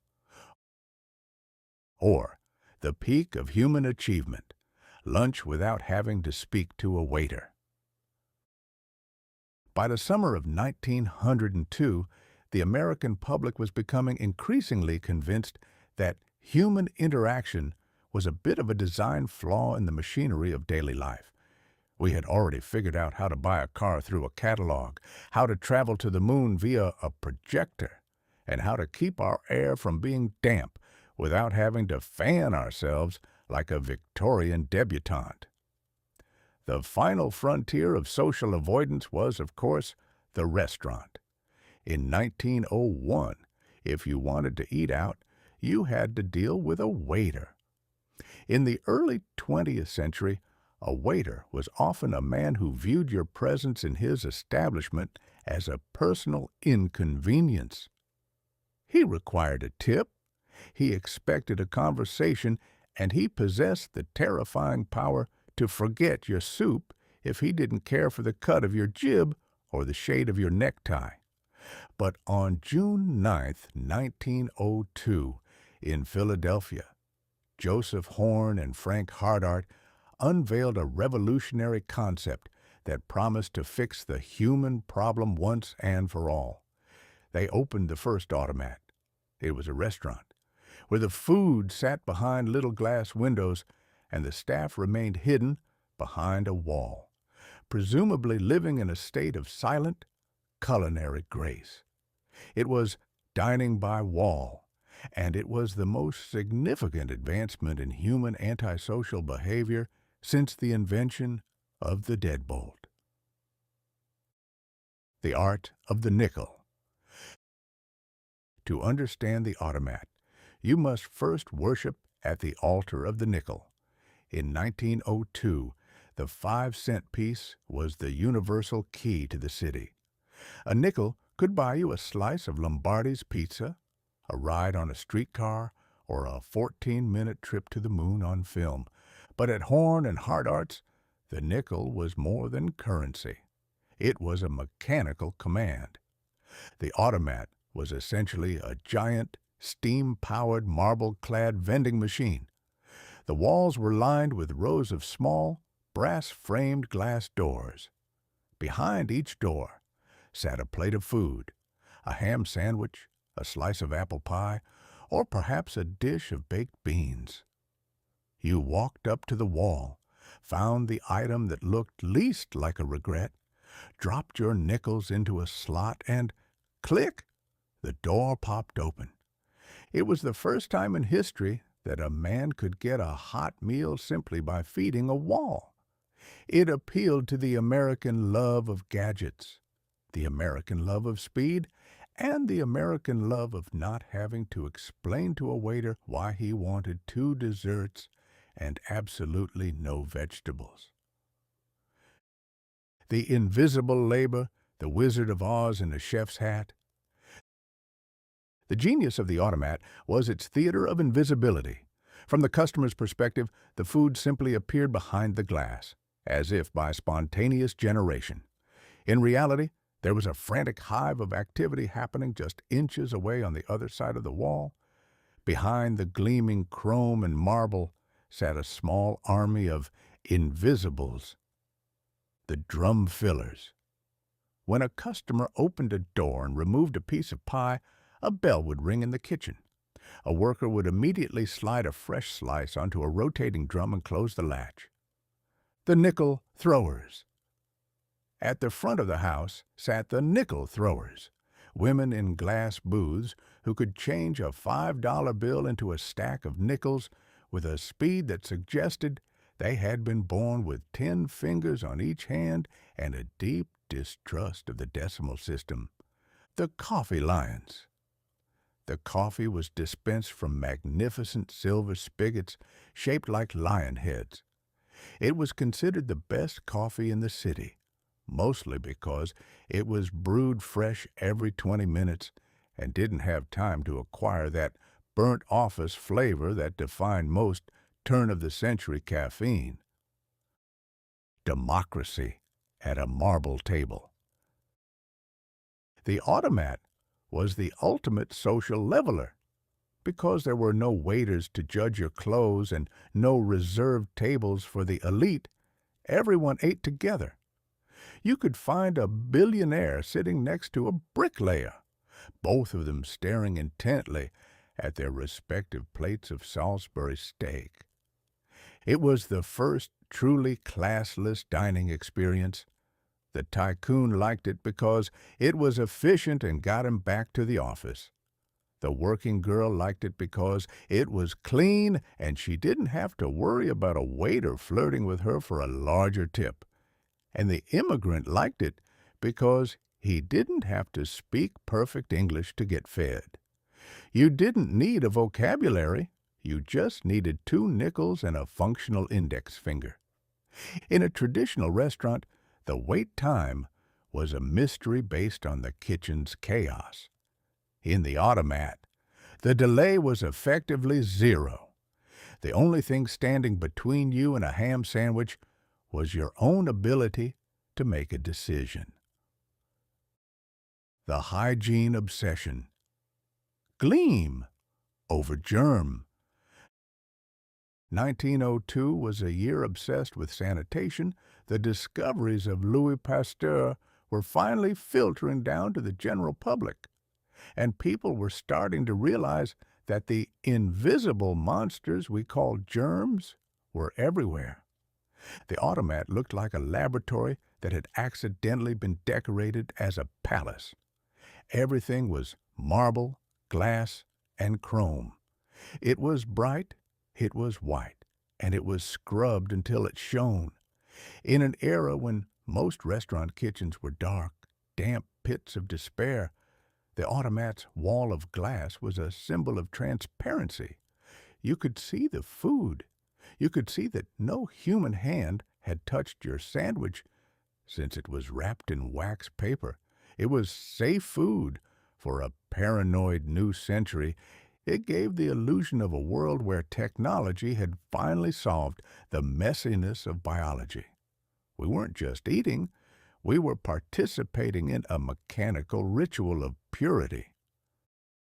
The legacy of the dining wall.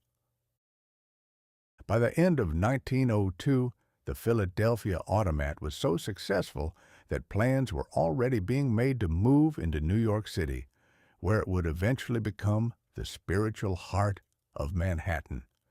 The automat would survive for nearly a century, eventually falling victim to the rise of modern fast food and the skyrocketing price of city real estate. But in 1902, the automat taught us three vital lessons. Speed is a flavor.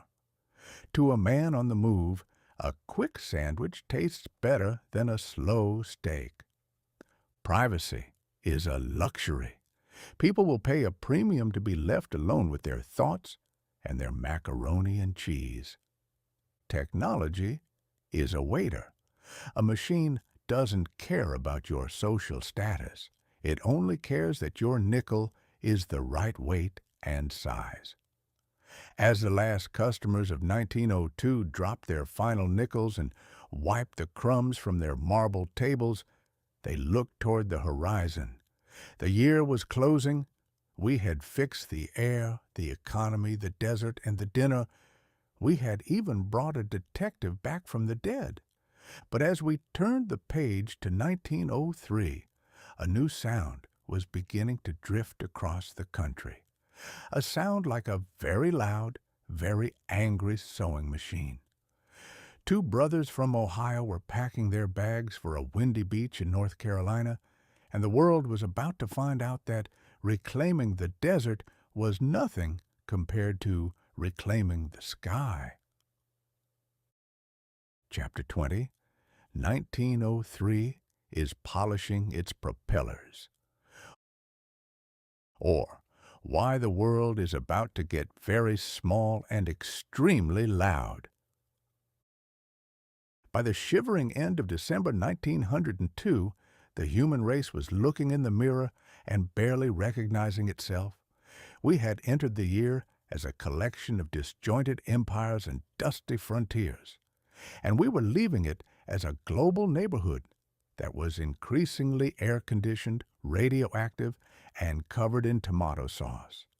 We had learned to talk to walls for our dinner, to treat the Nile like a garden hose, and to carry stuffed bears into our bedrooms as if they weren't designed by nature to eat us.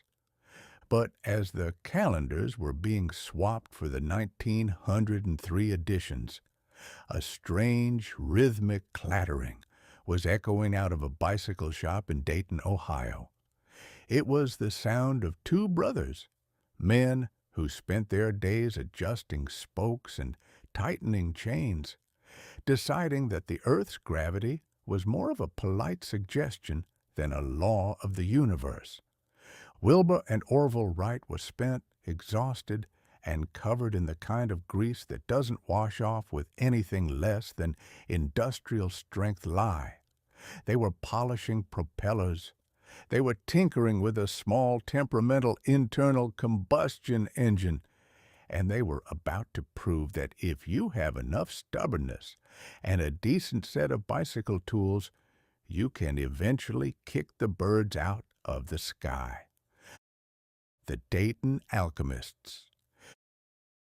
To understand the Wright brothers in late 1902, you have to understand that the scientific establishment thought they were, at best, charming hobbyists and, at worst, dangerously deluded. At the time, the smart money was on Samuel Langley, the secretary of the Smithsonian Institution. Langley had government grants, he had prestigious degrees, and he had a giant aerodrome that he kept trying to launch off the top of a houseboat with the grace of a falling piano. Meanwhile, in Dayton, Wilbur and Orville were doing something far more radical. They were observing. They spent their Sunday afternoons lying on their backs in the grass watching buzzards. Most people see a buzzard and think of death. The Wrights saw a buzzard and thought of equilibrium. They realized that the secret to flight wasn't just lift. Any kite can lift. The secret was control. They realized that a pilot needed to be able to bank and turn like a cyclist on a sharp corner. They were applying the logic of the two-wheeled machine to the three-dimensional sky. There is something inherently American about the fact that the secret to the heavens was unlocked not by a committee of professors in a marble hall, but by two guys in a workshop who were tired of fixing people's pedals. They didn't have a visionary's budget. They had the profit margin of a 3-speed bicycle. The secret of Kitty Hawk. As 1902 turned into 1903, the Wrights were analyzing the data from their wind tunnel, a device they had built out of a starch box and some scrap metal. They were the first people to realize that all the official tables of air pressure were wrong. They were rewriting the math of the atmosphere, while everyone else was busy reading about the return of Sherlock Holmes. Chapter 10. They chose Kitty Hawk, North Carolina, as their laboratory because it was a place defined by two things: wind and secrecy. The winds were consistent enough to provide lift, and the sand was soft enough to provide a gentle landing when the lift inevitably decided to take a lunch break. More importantly, there were no reporters. In 1903, a manned flight was still considered the ultimate fake news. If you told someone you were building a flying machine, they didn't ask to see the blueprints. They asked if you'd been drinking. They were building the Wright Flyer one. It was a contraption of spruce wood, muslin fabric, and bicycle chains. It looked like a very large, very fragile box kite that had been through a traumatic experience. But it had a propeller that was 99% efficient, a feat of engineering that wouldn't be surpassed for decades. 1902, the year of the Great Shrinking. As we look back at the 19 chapters of this year, we can see that 1902 was the year the world began to shrink. The Boer War, Chapter 1, ended, allowing the British Empire to finally look up from the dust. The Philippine-American Peace, Chapter 2, meant that American influence now stretched halfway around the globe. The Anglo-Japanese Alliance, Chapter 16, bridged the East and the West in a way that made the Pacific feel like a narrow pond. The First Cadillac, Chapter 9, and the spread of railroad monopolies, Chapter 6, meant that distance was no longer measured in miles, but in minutes. We were becoming a small world. You could eat a pizza in New York, Chapter 18, that tasted like Naples, watch a movie, Chapter 12, that took you to the moon, and read a book, Chapter 11, written by an English mycologist about a rabbit in a blue jacket. The barriers were falling. The splendid isolation of the 19th century was being replaced by the hectic connection of the 20th. The arrival of the loud century. But if the world was getting smaller, it was also getting louder. The 19th century was a world of hooves on cobblestones, the hiss of steam, and the scratching of pens on paper. It was a world that occasionally paused to catch its breath. The 20th century, as birthed in 1902, was a world of internal combustion engines, clacking automats, humming air conditioners, and the roar of a Wright Flyer's propeller. It was a world that never turned off. We had learned to harness the atom with the Curies, to harness the air with Carrier, and to harness the river with the Aswan Dam. We were becoming the managers of reality. Teddy Roosevelt, the Man of the Year, was the perfect mascot for this new loudness. He didn't just govern, he boomed. He represented a nation that was no longer content to sit on the porch, which Willis Carrier had made obsolete anyway, but wanted to be in the arena, swinging the stick, busting the trusts, and digging the canals. The final verdict, polishing the future. As the clock ticked toward midnight on December 31st, 1902, the propellers were almost ready. 1902 had been a year of reclamation. We reclaimed the desert. We reclaimed our economic dignity from the trusts. We reclaimed a dead detective, and we reclaimed our summer afternoons from the humidity. We had spent 12 months building the foundations of the modern world, often without realizing what the finished house would look like.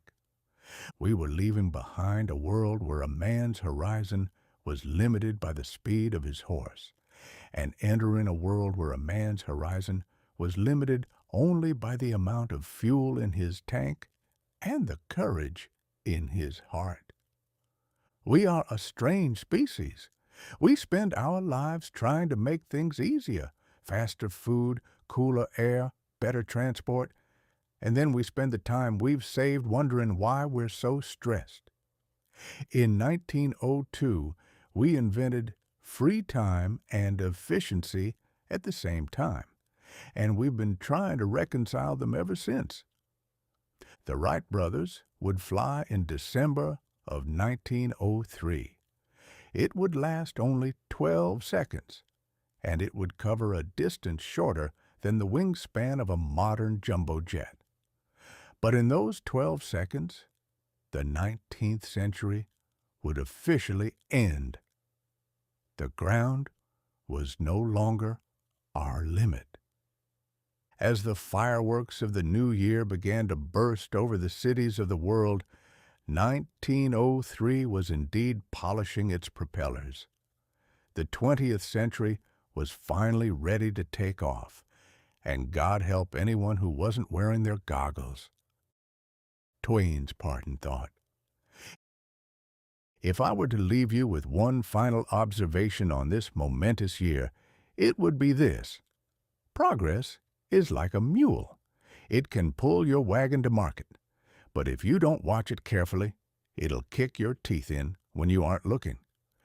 We ended 1902 with a great deal of progress. We had more coal, more pizza, more bears, and more empires. We were smarter, faster, and more efficient. We were ready for anything, except perhaps for what would happen when all these brilliant inventions and big sticks eventually collided in the coming decades. But for now, the air is cool, the pizza is 5 cents, and there's a new detective story on the nightstand. Sleep well, 19th century. You've earned your rest. The 20th century is taking the wheel, and it has a very heavy foot on the accelerator. The end. This has been Mark Twain.